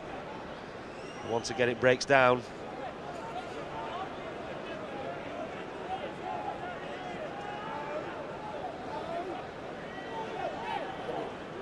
Moving towards half-time. Penalty against Wales for going down that time.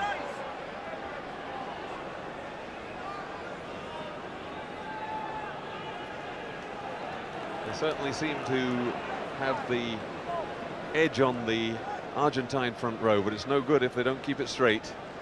And Quesada looks as if he's going to go for goal. He is from fully 51 metres. He's a pretty cool dude, this lad, isn't he? Takes his time. Crowd don't like it. They get on his back. So it doesn't seem to bother him. 2 out of 3 so far. And you can see the game now being played in a very steady drizzle.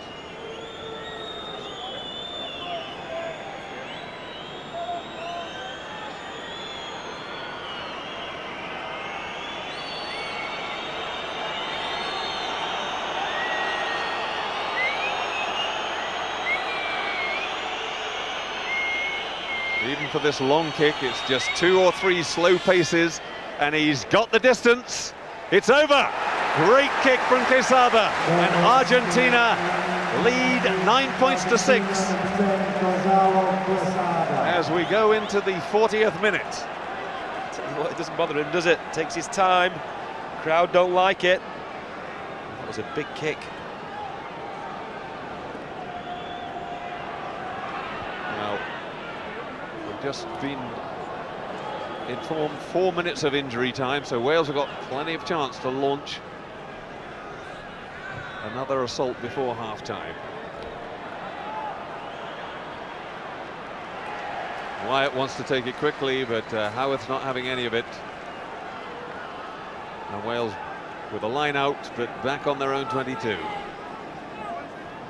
can see possession now in the opponent's half. Argentina have turned it round, very much playing to the strengths, kicking for the corners.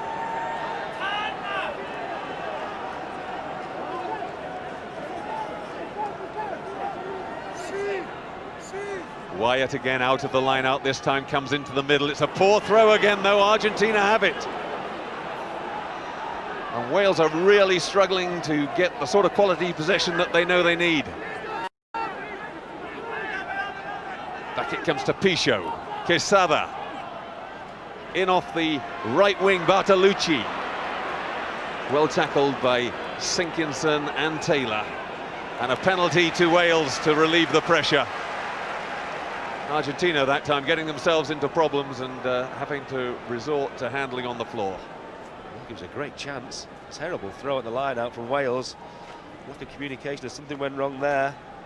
In the end, they got away with it. Penalised here for holding on. Jenkins with a good kick. So Wales now have the throw in at the line out on the Argentinian 10-metre.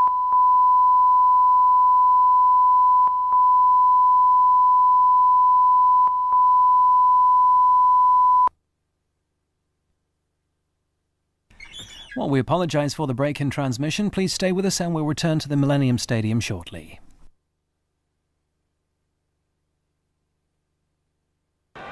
Young to lift Wyatt. Scott Quinnell through the middle. That time everything went to hand. Howley, now there's a bit of space on the right.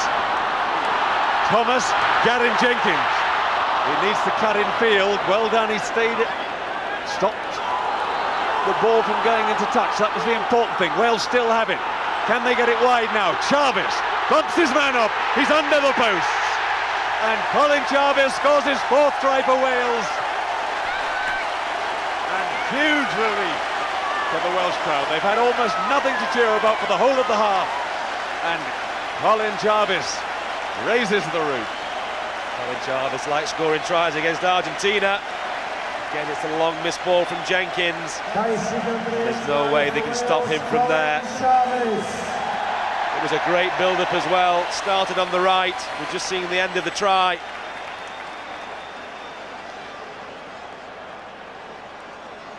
Good work there, Steve, from Gavin Jenkins. He did very well. Slipped at first, but then just made sure that he set the ball up without putting a foot in touch. And that allowed the move to continue. Yes, he's hurt, but really him and Shane Howarth, they made the try. Howarth, lovely pass. Got the overlap away. We looked on the wing, and unfortunately it was Gavin Jenkins out there, wasn't it? Neil Jenkins, though, puts over the conversion, and Wales lead 13 points to 9.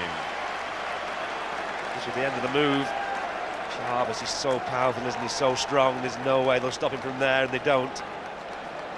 That's how we teach him up at London Welsh. His early rugby played up at London Welsh, and then, of course, went down to Swansea.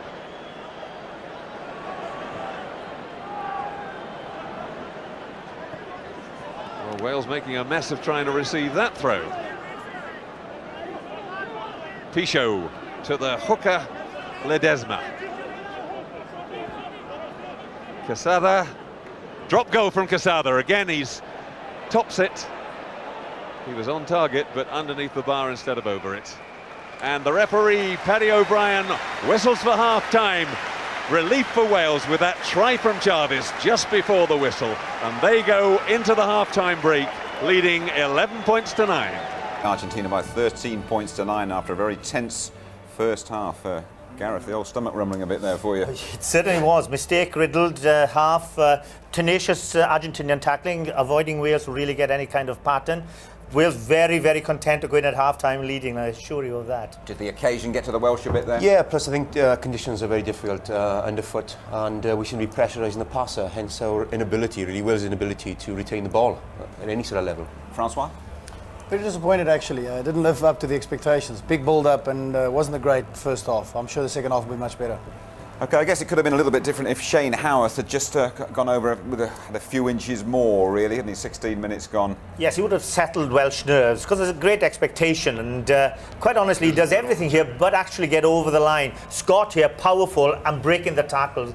Scott Quinnell getting the ball away. It's a pass, really, that doesn't give him the space. It was a little high, and then a little unfortunate to be giving away the penalty. It was, you could almost hear the nerves spreading around this whole Millennium Stadium, couldn't you? After that, Wales really didn't quite get a pattern for a long time, and Argentina came back into it.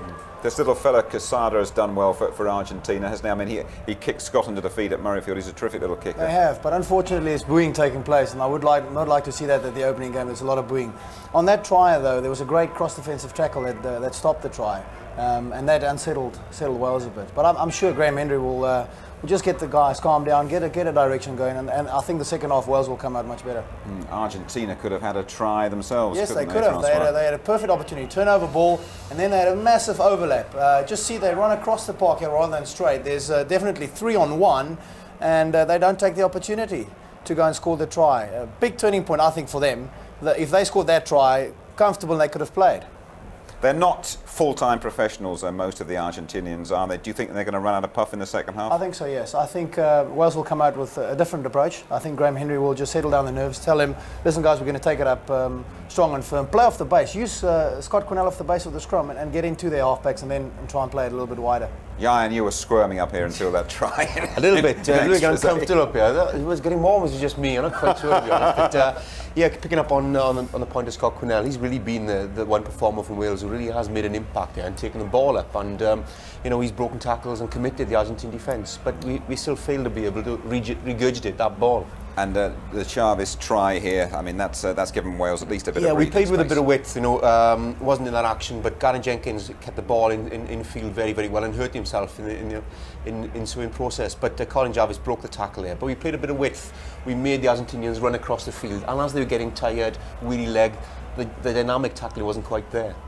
This is a long lead-in time, isn't it? Now we're having the real thing. The boys would be glad to have had that 40 minutes behind them now and maybe settle down, as Francois said, in the dressing room, read the riot act. I expect a better performance. Right, they're expecting better in the second half, and you will see it all when you rejoin us. And you're back with us at the fantastic Millennium Stadium in the middle of Cardiff, where Wales lead Argentina by 13 points to 9 at half-time. I mean, Chaves has got the try for Wales, but he could just be in a little bit of trouble for an instant in that first half, Gareth.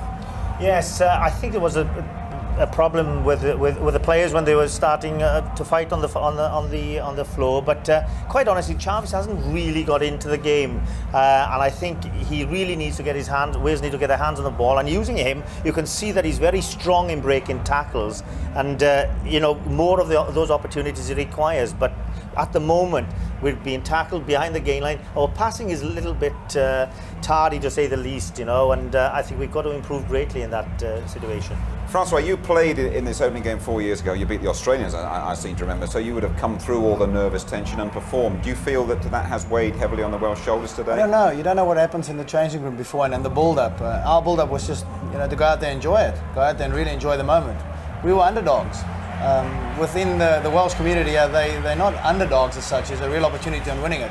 But I feel they have to pick it up in the second half if they want to be real contenders. Okay, they're out and ready to go. Let's return to our commentators, to Steve Smith and to you, John Taylor. Well, the Welsh players coming back on the field with a new spring in their step. That try, Steve, did them a lot of good just before half-time, because they really were struggling to put things together until then, weren't they? Yeah, they're a lot happier now. They didn't want to go into half-time down, that's for sure.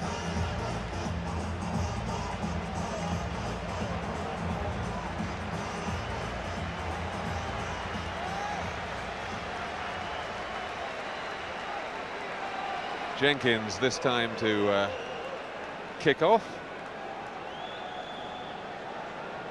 And I think what Wales will want from this second half now is a really assured performance so that they can move away. You always feel that if teams are going to have a real chance in the competition, Steve, they take these first matches in their stride and they put their marker down right from that moment. Yeah, what they need, Johnny, some continuity. It's been sort of very bitty, stop and start. They need to get some flow into the game. And as you can see there, the Argentinians have made a substitution at half-time. Lucas Ostiglia has gone off, and on has come the very experienced Rolando Martin. People in England know him well, played for Richmond in 1997, but he's winning his 50th cap.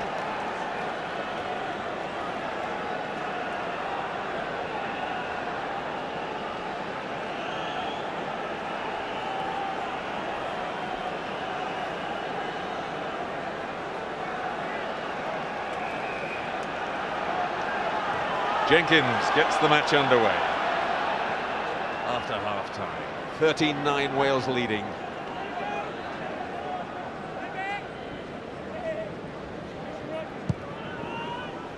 Back it goes to Quesada. He had a good first half and starts the second half well as well, and puts the play down to the Welsh 10-metre line.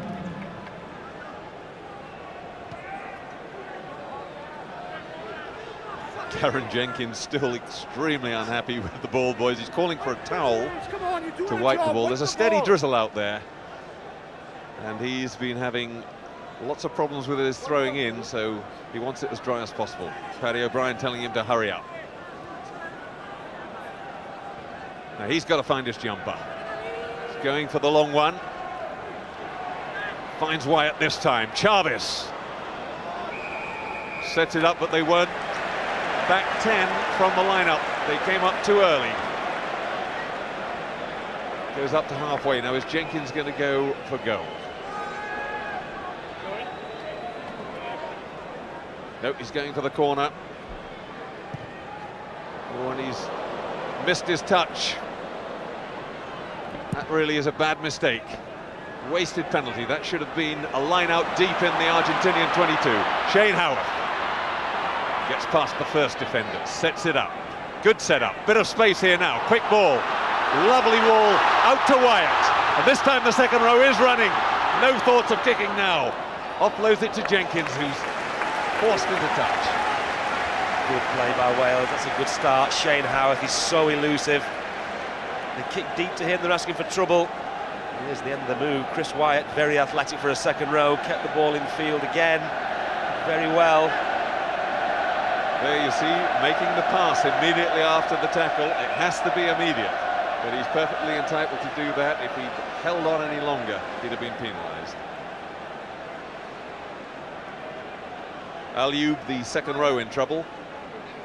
In fact, it's Manuel Contapomi, the fullback, who was trying to make that tackle on Wyatt. He's done a couple of good try-saving tackles. Contaponi comes across well. This is where Wyatt was just hauled down. Took two men. It wasn't a great tackle in the end, was it? Then he twisted his knee. It's a lesson there for schoolboys. John, if you're going to tackle, tackle properly. I think the problem was partly that his hooker was also making a bit of a mess of the tackle, and he didn't know which bit to get hold of. Ledesma with the throw from Argentina. Now Wyatt's going to try and cut this one out at the front. No, they do it well though. That time they get it back to Alioub.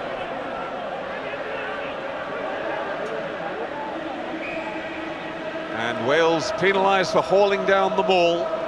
Once the maul's formed, you cannot pull it down.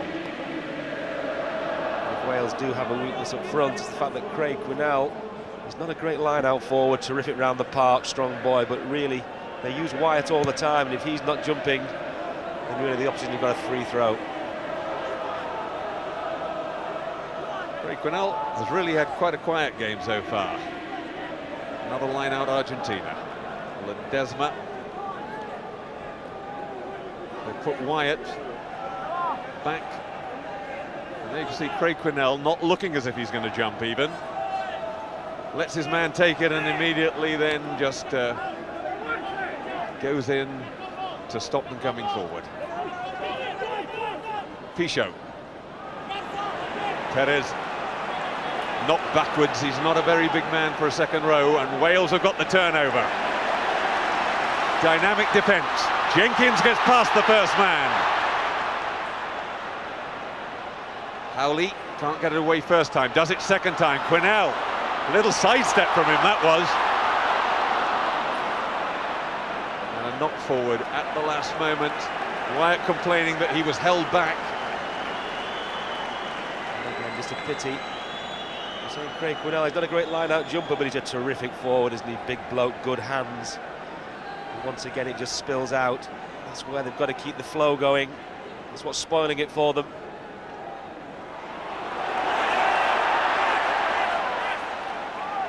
That little quicksilver break around the base of the scrum. Quesada puts it wide, and Howarth lets it run into touch. They rescued it in the end of Argentina, but that was a great scrum from Wales. They really took it to them.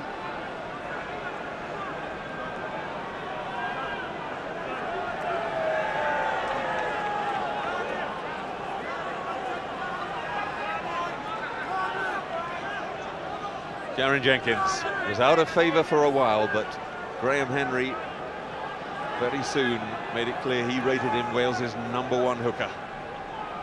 Wyatt, we only just got it, the throw was low again. Gibbs back inside to David James. That time the handling worked. Jenkins gets it in behind Contapomi. That's a good kick into the Argentinian 22. Jenkins. Wyatt just won the line out. I was watching this game, John, I was playing against Wales, I'd certainly stack up my men against Wyatt. We don't hit him, they tend not to win it. I think Craig Quinnell's problem is he's too heavy, they can't lift him.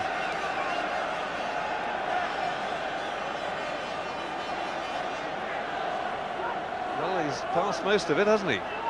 Only a quarter of the ball has been kicked so far.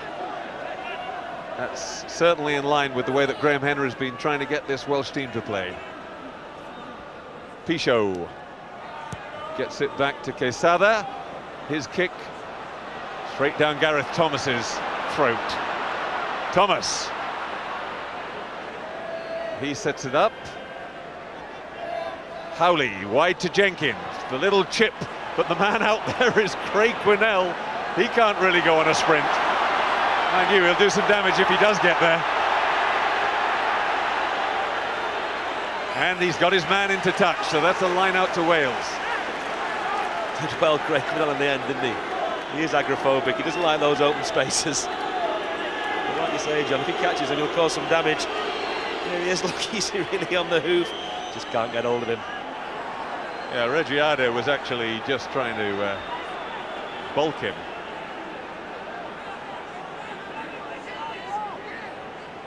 (13-9), Wales leading.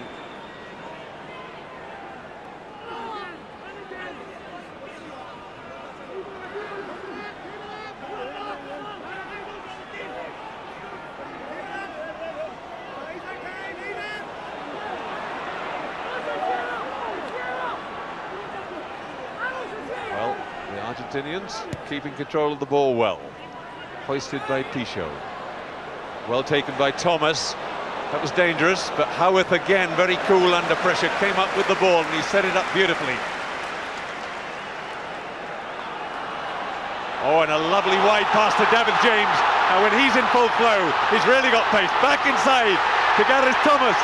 Back inside to Taylor, and Taylor with a clear run to the post. Third try for Wales for Mark Taylor. He scored a glorious one against South Africa in June, and this one just as important. I think you'll find that Taylor made it as well as scoring it.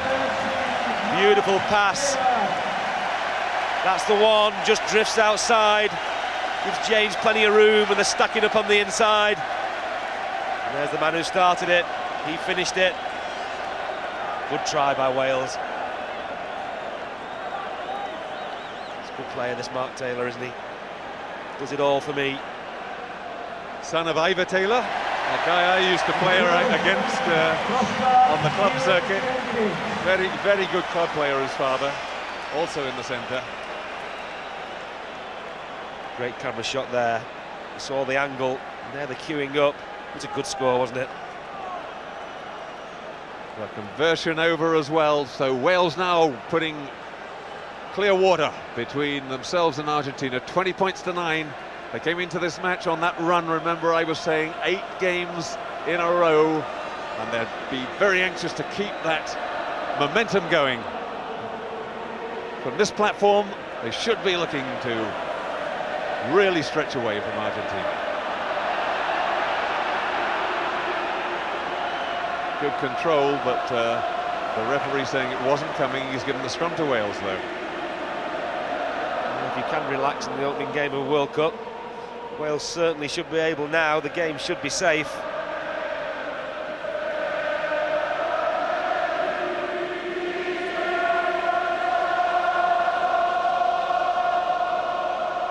Choruses of "Feed me till I want no more" ringing round the stadium already.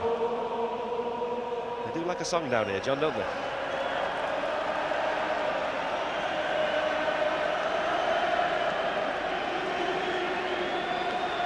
And the prop replacement is Omar Hassan, another very experienced player for Argentina. He's had 23 caps.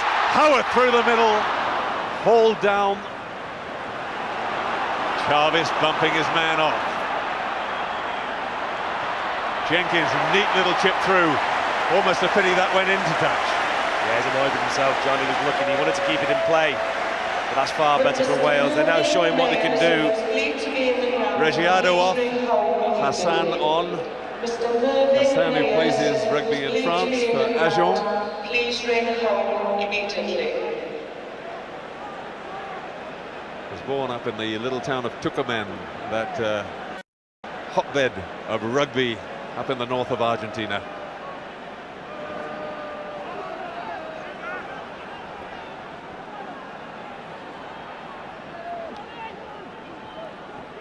Quesada almost charged down again. Sinkinson getting his hand to the ball.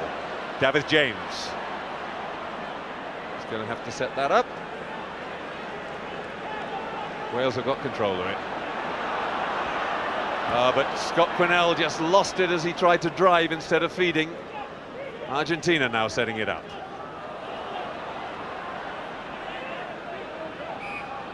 A little knock forward. He'll go back to the first knock on, which was against Wales. Scott Quinnell, really, that one should have come out. Wales queuing up on the right. Scott Quinnell, you wouldn't know, to be fair to him. It's very dark down there.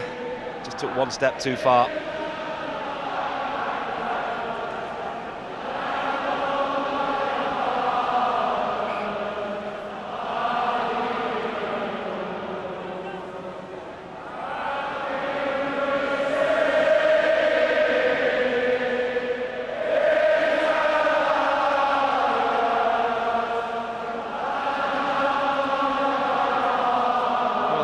Slewing around, Wales trying to stay down and push it. It's a real mess, but Paddy O'Brien's allowed it to go on. Wales come away with it. Craig Quinnell. Well, that was a nonsense. He's given a penalty, I think, out of embarrassment. He should have stopped the scrum and reset it. Quickly taken and then chipped into touch. That wasn't really very good sense from Argentina, because now Wales, because the penalty was taken and then cleared to touch, they'll have the throw in at this line out. Yes, they weren't thinking there, were they? He's going to kick it in straight away. And he has kicked the ball a lot, hasn't he? And quite a few of them have been touched in flight by a Welsh player. You can see the very different approach from the two sides. And this time it's Scott Quinnell who goes up, just to catch it by surprise. They get it wide. Howarth in space. Gareth Thomas beats his man beautifully. Caught by the cover defence. Howley chips it over the top for Neil Jenkins to chase into touch on the 22. So much better now, the Welsh backs. Jenkins now doing the cut pass, he's missing people out. Plenty of the room on the outside. A guy like Shane Howarth, he loves coming into the line. Superb player. Welsh backs now looking dangerous, John. Much more penetration coming from deep positions.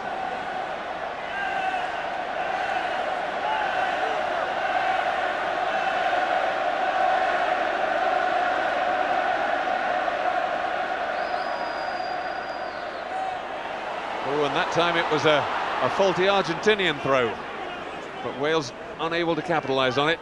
They got a second chance, and that's a poor kick from Quesada. Howarth shakes his man off. He's so aware at every moment in the air. Good quick ball. Jenkins gets it wide. Scott Quinnell back to Scott Gibbs. Taylor setting it up. Going to be a penalty to Wales if there's no advantage. Held in by the Argentinians on the floor. And Howley trying to come up with the ball.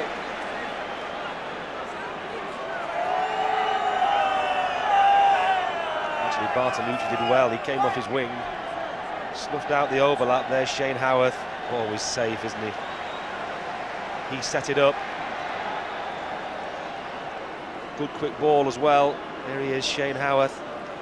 I've seen him play his club rugby down at Sale the last couple of years, and I've got to tell you, he's a tremendous player. Graham Henry, of course, knew him well back in New Zealand. He played for 5 years at Auckland when Graham Henry was coaching. And now he's moved down to Wales. Loves the scene down here, doesn't he, Steve? Yeah, I can reveal, Johnny's got a silver fern tattooed in a naughty place on his body, and he's telling me now he's going to put a Welsh feathers next to it, so the tattooist is pretty busy down here. Jenkins. This ought to be simple for him. 15 minutes of the second half gone. Through the middle it goes. And Wales increase their lead, 23 points to 9. That's good refereeing by Paddy O'Brien. I think he's had a really good game, set high standards. He will not allow people to lie over the ball, and that's quite right. That's good for the tournament. Yes, that was almost a professional foul, because Argentina were really in trouble if Wales had been able to free it and get the ball away from there quickly. Quesada. Well, I'm not, I have to say, very impressed with Wales's receiving of the kickoff. They seem to be looking far too much to lift somebody into position. When you've got big guys like Craig Quinnell, I'd much rather see him just underneath it. Yeah, Argentina nicked that one, didn't they? They're going to be really critical about Wales. Line out weakness, really, only one jumper. Taylor loses his man through the middle. He sets it up. But again, they just lost control of it. They're on the tackle.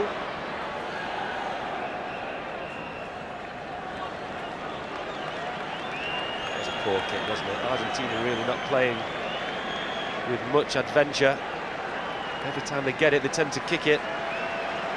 It's not Quesada, it's Pichot, and that's a pity, because he's a good player, Pichot.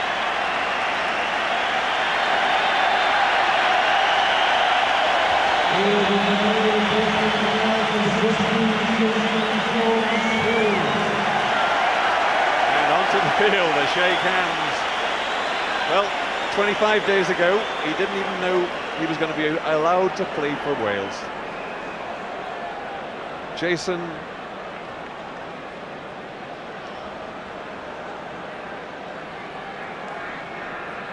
Jones-Hughes. There he is. On he comes.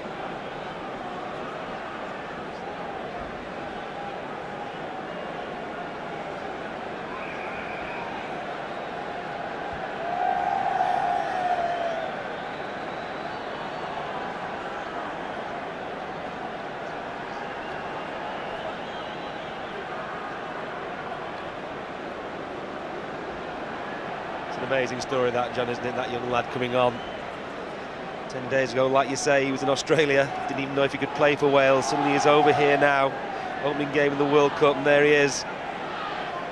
Played for the Australian Barbarians, and they have designated the Barbarians as their second team, so they tried to claim that because of that he was actually tied to Australia. But his father came from Colwyn Bay. Graham Henry made his policy absolutely clear that he was going to go all over the world to find people who qualified for Wales. And Jason Jones-Hughes opted for Wales, and they persevered with an appeal to the international board to get him free to play for Wales. It was granted in the end. Argentina now with a free kick. Set up a little wall, and they hit Ledesma hard. That's the way to find your way through the wall. They've still got possession though, Argentina. Ardifu trying to find a way through the middle. No way past Taylor.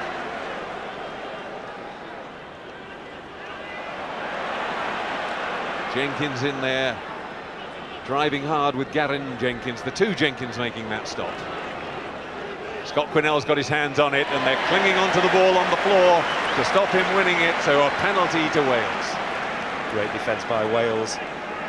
Great little penalty move that, wasn't it? Set a wall up, and Craig Quinnell knocked it down, didn't he?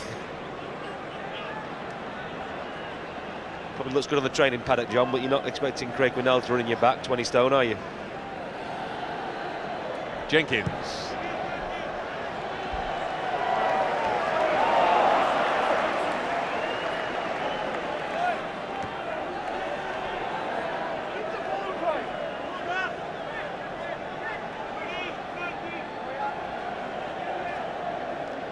Garen Jenkins, and again the throw doesn't reach. Wyatt couldn't get to it, and Aliou just got his hand to it, so Argentina come up with the ball. Arbizu made the dummy run. In went Bertolucci. There's Alioub again. Good athletic second row getting around the park. Sinkinson, though, sets it up for Wales. And the support forwards, that wasn't against Sinkinson, it was against the two who went in after him. Wales not back 10.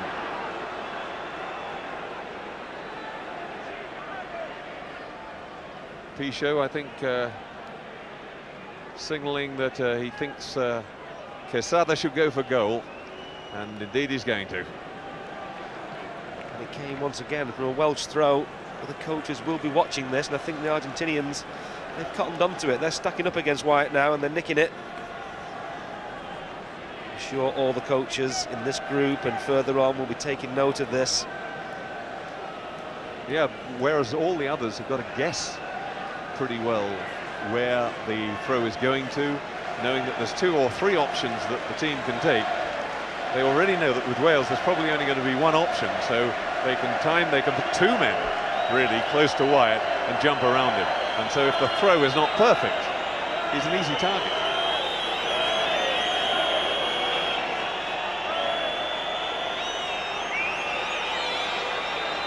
Well, I think somebody's been doing their sums, and Argentina realising they need 3 scores in any case, so they might as well take the penalty. Quesada hits it.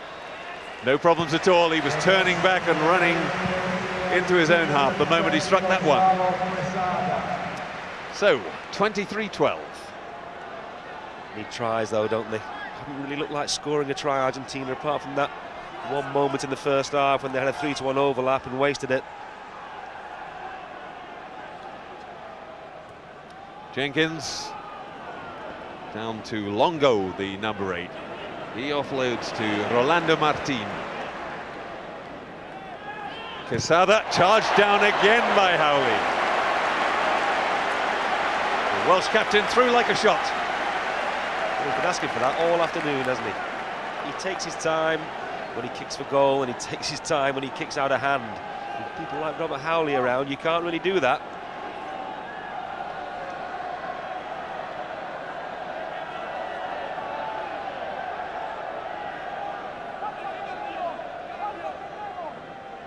Well, Craig Quinnell actually looking as if he might get off the ground. Yep, they're going to lift him, but they still couldn't stop the ball going to Alioub. And they pulled down the maul, so penalty now to Argentina. They could do one of those cranes that were hanging around the stadium yesterday to lift Craig Quinnell, couldn't they?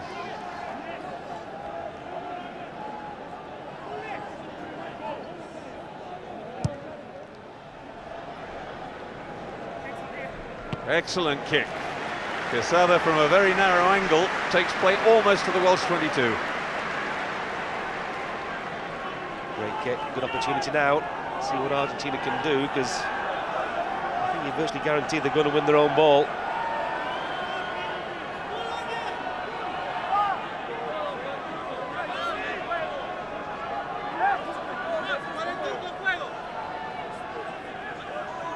Well, this time Wales not contesting it at all, yet they come up with the ball. A poor throw. It actually wasn't straight either. And that's why he couldn't get to it. Jenkins hoists that kick all the way down to Albanese. Good, strong running from the left wing. Firm tackle in the end. Quesada. A rare run from the fly half. Can Wales come up with it? No, they can't. Argentina still holding on to it. Ledesma. Pichot. There's Ledesma. Scott Quinnell gets his man, but the referee's signalling a penalty to Argentina if there's no advantage. It's all going off again. Another eruption amongst the forwards. And Fleming stepping back. I don't know whether that means he didn't quite see what happened. Longo, the number 8, at the centre of that.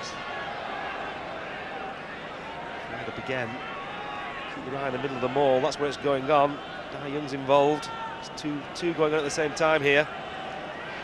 The two sly ones going in. Well, there again, Young just seemed to force his way through perfectly legally. And the referee has the two captains together again, reading the riot act, saying control your forwards.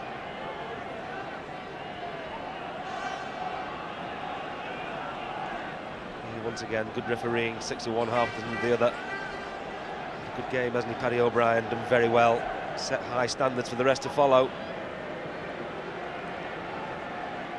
David Young.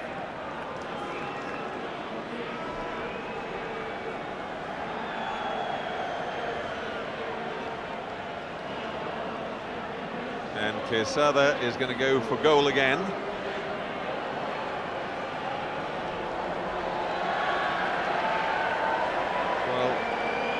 Edging closer, but they're still going to need 2 scores at least after this one. 67 minutes gone. Steve, Wales having got their act together, going off the pace again a shade at the moment. The last 10 minutes just can't quite get their hands on the ball, can they? Just need to pick it up, finish off the performance, get some ball out to these backs who've looked very promising second half. They just need more ball.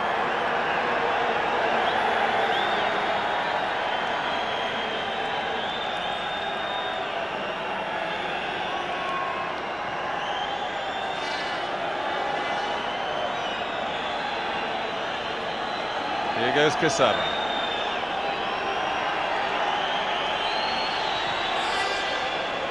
And he's looking hard at that one, but it's over. Good kicking again from Quesada. He's slow, but he's very, very effective. He's doing well, hasn't he? He's kicked very well. Unfortunately for them, he's not their main weapon, he's their only weapon. 23-15, they're still 8 points behind. Jenkins.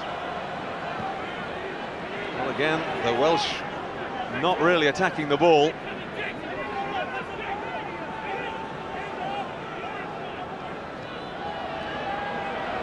Arvizu, and again, that was the right wing, Bartolucci coming in, but they really got through on him. Now Wales have it. Howley. Rogers sets it up. And that's not coming. The referee saying it's a pile-up and gives the scrum to Wales. Ledesma can't believe it. Joe Hughes made it. Thumping tackle from him. Ball spilled out. Howley moved it left. Unfortunately, there's the tackle. It's a cracking hit. That's why Graham Henry wants him in a Welsh shirt. He's a very big lad, 6'4" and almost 17 stone. And he's not a forward.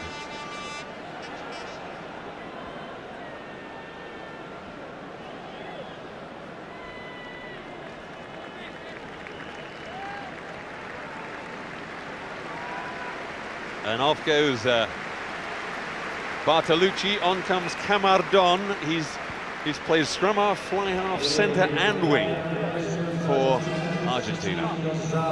A real utility back. Quinnell. And little Pichot slings him down and he loses the ball.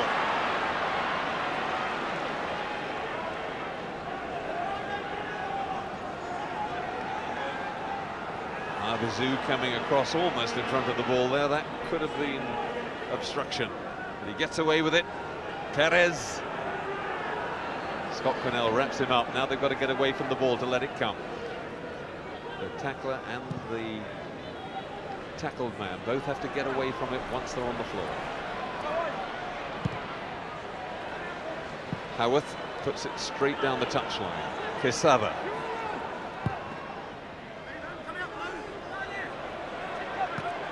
Craig Quinnell, sidestep.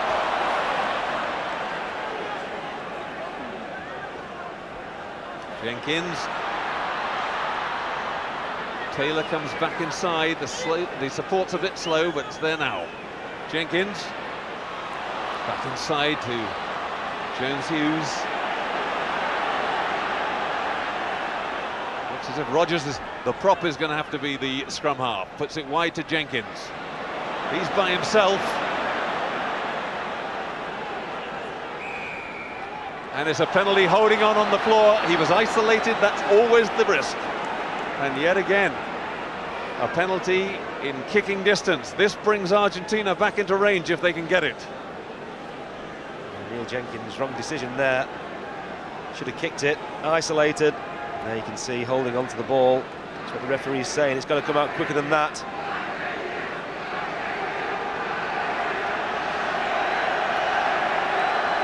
Well, at 23-9, they looked in a position to go and take real control of this match. But since then, Quesada has added 2 penalties to bring Argentina back, and if he gets this one, then a try will bring Argentina level.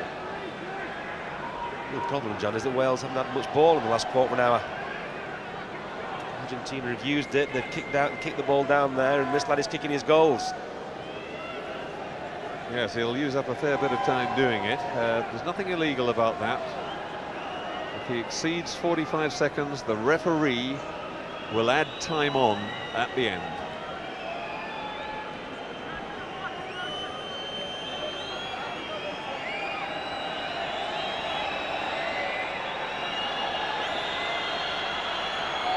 He actually doesn't take very long setting the ball up, as some of them do. It's this bit. Once he's got it there, we then go through the concentration process. Stalking the ball, eventually gets himself to the right place. Through it goes again. 6th penalty for Quesada. Almost like he's goading the crowd, isn't it? They get in his back and they start booing him, and he just slots it over and runs away. So, 23-18, Argentina right back in this game. 7 minutes left on the clock, probably 10 minutes to go. Jenkins puts it high. Long goes under it. Caught. Protected the ball well. Pichot puts it high. Scott Quinnell. Goes past Ledesma. Bumps off Arbizu, finds some space this time. Taylor. And again, this problem with the support. That time they get it away beautifully, though. Good pass again from Jones-Hughes. And the pass from Wyatt was delayed. It should have come to David James, and he looks disgusted. What a pity. David James, he's going mad. Chris Wyatt, all he had to do was offload. And James in the corner. Lovely take from Howarth there. Siding through the gap. And look at David James, arms in the air. Give us the ball, please. I'm afraid the second row didn't even look for it. And Jones-Hughes showing with every move why Graham Henry wanted him as part of the Welsh squad. 23 years old. Hasn't even got a Welsh club yet, although he will be joining Cardiff after the World Cup. Well, that's good, doesn't he? He's only done the game a couple of times, but what he does, he looks very, very classy. Wyatt, but it's untidy. Rogers does well. Howarth, Jenkins, Mark Taylor. Again, bit of an indecision there in the middle. We weren't sure who it was going to. Yeah, sloppy. No excuse for that, really, at this level. Both Taylor and Hughes there ready to take the ball. Fell between the two of them, and that's poor play. Scrum goes down. Referee, I think, thinks they slipped. Look at that, 10 handling errors from the Welsh. And that is far, far too many at this level. Certainly is, John, and when you add to that the turnovers, you'll see where Wales have spilled the ball. Wales penalised at the scrum this time. And it's David Young who's accused of driving down and in. It wasn't Rogers. He was okay. I'll tell you what, he had a look, you know, he fancied that. Just a bit too far out. Jenkins just has a look to check that Shane Howarth is there, but again he slips on his kick. In comes Albanese. Arbizu. Big tackle on him. Can Wales turn it over? No, but they do get the scrum. That's a big tackle and a crucial tackle. You've got to remember, tried a conversion, and they really will spoil the party. Mark Taylor it was, he stopped him dead in his tracks. Wales can't afford to miss any tackles, that's for sure.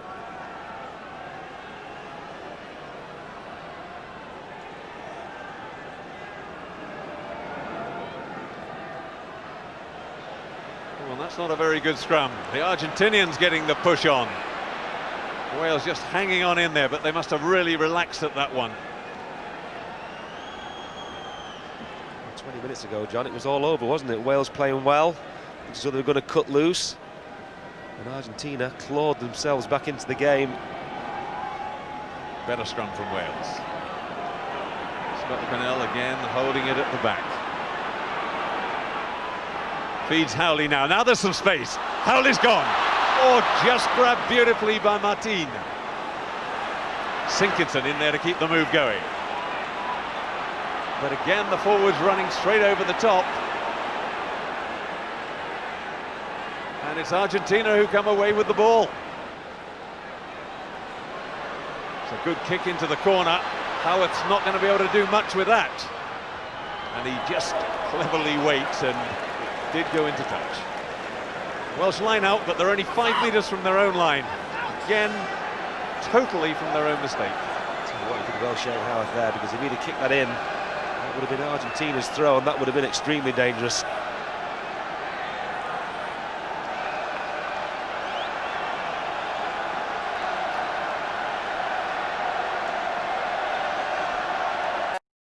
"78 minutes gone, and Wales under pressure.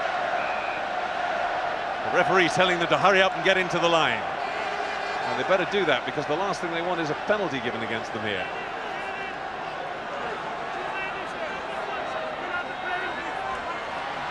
Time jump, that worked well that time. Howley just hoists it high. David James did very well. Sinkinson. Wales have it. Space. Quinnell on the short burst, but they had big overlap in the wide open spaces. Howley wriggling his way through. Craig Quinnell. Rogers. Little spin pass, flashy from the prop. Jones Hughes. Now they want it wide. Jenkins goes for the half break. He's got to be careful, though. He's got to be careful, because the support was slow. They've set it up this time. Howarth chips to the corner. Better from Wales. James Hughes, however, he's made his first mistake in a Welsh jersey. If he'd have offloaded that ball, it was try time on the right. Unfortunately, he gave it to Scott Quinnell, and the move broke down. Quick ball from there, it really was on if they'd moved that wide.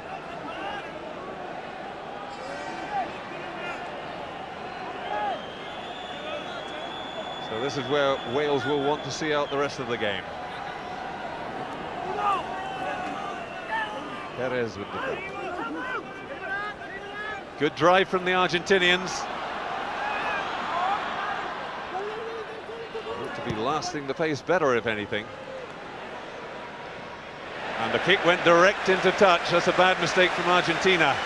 Wales will now have the throw-in back just outside the Argentinian 22. He was kicked well all day, but that was a big mistake. Great relief from the Welsh players.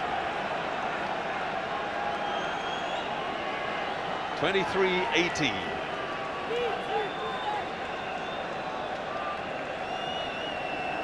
Oh, and again they lose the line out. Again, it didn't get to Wyatt. Martin, who's had a big game since he's come on as substitute. Oh, and off the outside of the boot. And Quesada lets Wales off again, really. Yes, he's annoyed with himself, he knows it. The line-outs, lost far too many. Well, that's a quarter of the line-outs that they've thrown into lost, and that is a very, very poor percentage. Got everything going for you. Wyatt now comes to the front. This time they do go to the back, and at least they fool the opposing jumpers.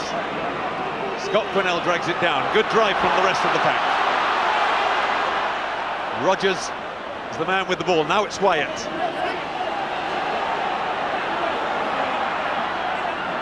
He sets it up. Howley has it. Jenkins. Jones-Hughes. But again, he's isolated. And the final whistle goes. Wales have won it, 23 points to 15, but my goodness, it wasn't easy. Started off by going 6 points down, got it back to lead with a try at the end of the first half from Chavez. Looked to be going away from it when they got to the point of a second try early in the second half, but then it was all Argentina. Quesada brought them back into it with 3 penalties, but Wales finally getting home, 23 points to 18. Thank you, John. Thank you, Steve. Wales have done it, but only just. And coming up, the thoughts of Francois Pienaar, Ieuan Evans and Gareth Edwards. Lots of noise around us at the Millennium Stadium and a few sighs of relief as well. Wales have beaten Argentina 23-18. Relieved, Gareth? Absolutely, I think we got it in one. But lots of good points, lots of bad points, too many mistakes, but something to really work on. But a lot of hard work. They should have rocked on in the second half, Wales, shouldn't they, Ieuan? Yeah, I think at half-time, I think we were all expecting Wales to kick on a gear. Argentina looked a little bit tired, but towards the end, Wales were tired as well. A lot of heavy legs out there, weather conditions affected that, I'm not quite sure, but not the most dynamic of performances. But it's a win, it's a start, but there's a long way to go. It's 3 points, Francois, but they'd have expected a lot more, wouldn't they? I think so, yes. A lot of homework to be done if they want to compete with the big guys. There's a couple of weaknesses, but it's a win. And that's the most important thing. Now the nerves will settle a little bit. We're going into the tournament. I think Samoa will be very tough. They'll spread it all around a bit. So it's a good start from. I think they deserve to win the game. Okay, if there was a turning point in the game, Ieuan, it was that try for Mark Taylor. Although Wales didn't relax in the way we thought they should after it. No, I'd have thought that would have settled them down, but some lovely hands there. You can see from the angle here that David James put away free, beat his man very easily. Didn't panic, looked inside for the support from Gareth Thomas rather. But again, took the ball in one hand, could have beaten the man on the outside, looked inside, not very unselfishly, as did Gareth Thomas and Mark Taylor, who originally put David James away with a lovely pass to put him on the outside. But to be fair to Argentina, and you know, this was one of the few occasions we actually did break their line. Their tackling was superb all afternoon. I mean, they were tenacious, they were determined to show they hadn't just come here to turn up, you know. We were pressurising, I think Wales were pressurising the passer an awful lot. Having the ball handler was having to pass the ball to specific people, and sometimes, you know, the pass wasn't on, and a lot of I shudder to think how many knock-ons and the ball retention was quite poor there today. No doubt that will be pointed out to them via our video for the next match. Yes, no doubt about it. No doubt about it. Yeah, but you were cringing up here at the amount of mistakes Wales made and a few lost opportunities too. Basic errors, taking the wrong option and therefore creating problems for ourselves, you know. And in actual fact, there were 1 or 2 moments where we could have scored tries. I can think of Chris Wyatt in the second half. You know, at a crucial time, the ball, we've worked it through again. Jason Jones-Hughes does well. Now, you know, Chris has made the break there. It's easy. He's surrounded by a lot of Pumas, but there was an opportunity there to have got the ball away. And of course, this put pressure back on us immediately when we looked as if we might just about get away. Yeah, and then Quesada came and kicked Argentina back into the frame again. He did kick well, didn't he? He takes his time, mind, but he puts the ball over. Yeah. So, you know, you can't knock him for that. The fullback Shane Howarth, I think, plays for Wales thanks to a granddad, doesn't he? Who passed through Cardiff once. Yes. But he had a decent old game, didn't he? I thought he was their best player. He was tremendous under the high ball. I don't think he missed the high ball. His positional play was very good. And in the end, when he needed, that was a great take. That was under so much pressure. He takes the ball and going forward. This pass, if the pass was a little bit in front of him, he could have, you know, better pass, he could have scored it. But I think Scott Quinnell did great to just get that pass away there. So very happy with his game. One thing that he does lack is the top-end speed, but he makes up in all the other areas for that, especially in the last 5 minutes when they needed some control. He stuck it in the corner. Look at this. He's one of the best guys under the high ball I've seen, and he's a pillar at the back. For the number of mistakes we've made, if he hadn't played like that, Wales really could have been, well, looking at maybe even a loss, because he really is a last line of defence. He was quite superb. When Wales needed someone to take the forefront towards the end of the dying minutes, he was there, and he led by example. There's no doubt about that today. Francois, you've done a bit of coaching, haven't you? If you were the Welsh coach today, I know you're off to play tonight. You're on the old helicopter, aren't you? I've got to catch a helicopter. Well, stay with us for a few more minutes, and we'll let you go soon. But if you were Graham Henry, what would you say down there in the dressing room? Tom? I'm in no position to tell Graham Henry what to do. I'm sure he'll what would you say to them? I would be worried about the line-out defence. They were driven in the line a couple of times, gave away a couple of penalties for collapsing. If you look at the drives against them, they put 1 or 2 players in, and the better sides will perform much better, I think, in the line-out drive. And a second area of concern would be turnovers, isolation when carrying the ball forward. There's a lot of guys standing out in the backs and not committed to the ball carrier as such, and there were some opportunities to turn over the ball. That would be my main areas of concern. And then, you know, just getting the big men moving from the base of the scrum. Get Cornell going, get them into the three-quarters so that your space in the outside is there for the runners. I think the occasion got a couple of players there. They tried to be heroes out there today when teamwork would have counted a little bit better, to be honest. But again, there's areas to build upon. And as Francois said earlier on, it's 3 points in the bag. Move on to the next game. But one of the statistics that flabbergasted me is that Wales lost virtually 30% of their lineouts. Well, in an era where we're talking about is you guarantee your own possession in the lineout, that only added to Wales's woes, really, because then they were even under greater pressure because Argentina knew that they could contest that lineout. Jenkins kept his cool though, didn't he? I think it's now 15 points to beat Michael Liner's world record. Yeah, he'll get there. He's a youngster. He's a youngster. He'll get there eventually. But again, needed his kicks today. But there's two very, very good kickers out there, in Quesada and Jenkins today, and both sides needed them. Just a little bit of a bad point. As a neutral observer, I didn't enjoy the booing when Quesada was kicking. Fair point. You know that shouldn't happen. There's no place for that. That was aided and abetted by the two local lads as well. We managed to stop these two from booing, actually. Listen, it was a fierce old game. I mean, after all, it's a World Cup match, and there was an instant, Jarvis, the Welsh try scorer, before he got the try, Francois, and he could just be in trouble with this because of video evidence. There's something happened on the floor, and the players then came in. Roberto Grau, my teammate, very innocent, was there on the bottom, and Jarvis came in after the fact and hit him on the head twice. I think he hits him there again. Now on the replay, I don't know. It wasn't a great punch as such, but Roberto then stood up and another fracas erupted. So I don't know what the judiciary is going to do with that. By not great punches, what exactly do you mean? Yeah, that's a funny thing in the law. If it's a great punch, does a guy get suspended for 2 weeks, and if it's a weak punch, you just get a rap on the fingers.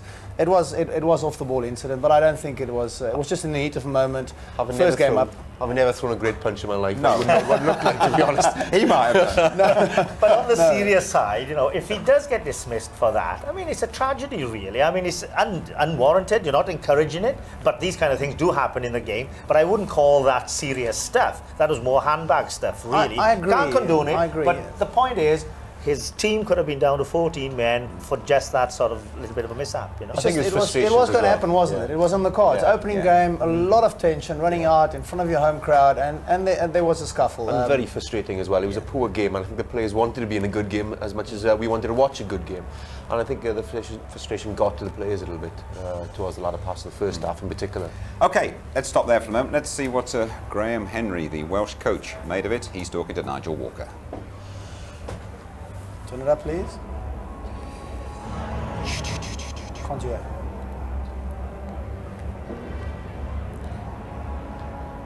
Well, you lip readers might have spotted it, but we've had a bit of trouble hearing that, and so did you. We'll try and sort that out and have a word with Graham Henry before we do leave you. But you two guys, I'd just like to ask you about the occasion. You were there walking around, but in that opening ceremony, and a little tear in the eye, Gareth, wasn't it? Absolutely. Thank you for allowing us the moment to just walk around this pitch to a huge crowd, and it was really an emotional move. So you've got to take that into consideration. We're talking about the guys making mistakes, and you know, we've all been there. He's like, it's a big when he moment. stood up. I told you when he stood up. I mean, I got a lump in my throat. He stood up, and I saw Gareth's chest just go like this before he was going to walk out on the pitch. And it must be tremendous for you. I think the makeup frightened a few people out there. It was the kissing us in the tunnel that got me. And that was only Guy doing that. But it was a wonderful occasion. And again, you know, people have waited a long time for it. The anticipation was great. They couldn't wait for the teams to run out. The moment was building up all the time. And maybe it got to the players. It happens, you know. And it's easy for us to say, pass it along the line, lads, and get in there. And again, tension does take away, you know, we talked about weary legs here at the end of the game. Listen, Gareth, Jan, thank you very much indeed. I know you're off to play tonight. Good luck in that game. Good day for Wales, though, eh? Good day. Good result. Yeah, absolutely. Right then, don't forget this evening's match, not France-wise, the match in Béziers between Fiji and Namibia. That's live across on ITV2 from 7 o'clock. Later tonight here on ITV, the story of the opening day. We will hear from Graham Henry in that as well, with Nicky Campbell in the highlight show. And Nicky joined by the legendary All Black Sean Fitzpatrick. Check your local listings for the exact time. And tomorrow, England enter the World Cup against Italy at Twickenham. That's a 5 o'clock kickoff. We're on the air from 4:30. But you'll be sure to join us at 12:30 for France against Canada in Béziers. You can also watch 2 other live games on ITV2 tomorrow afternoon. The enormity of the occasion got to Wales, but the hosts have delivered. They know they can play a heck of a lot better, but the Red Dragons are on their way. We'll see you tomorrow. Goodbye from us all in Cardiff. Bye-bye.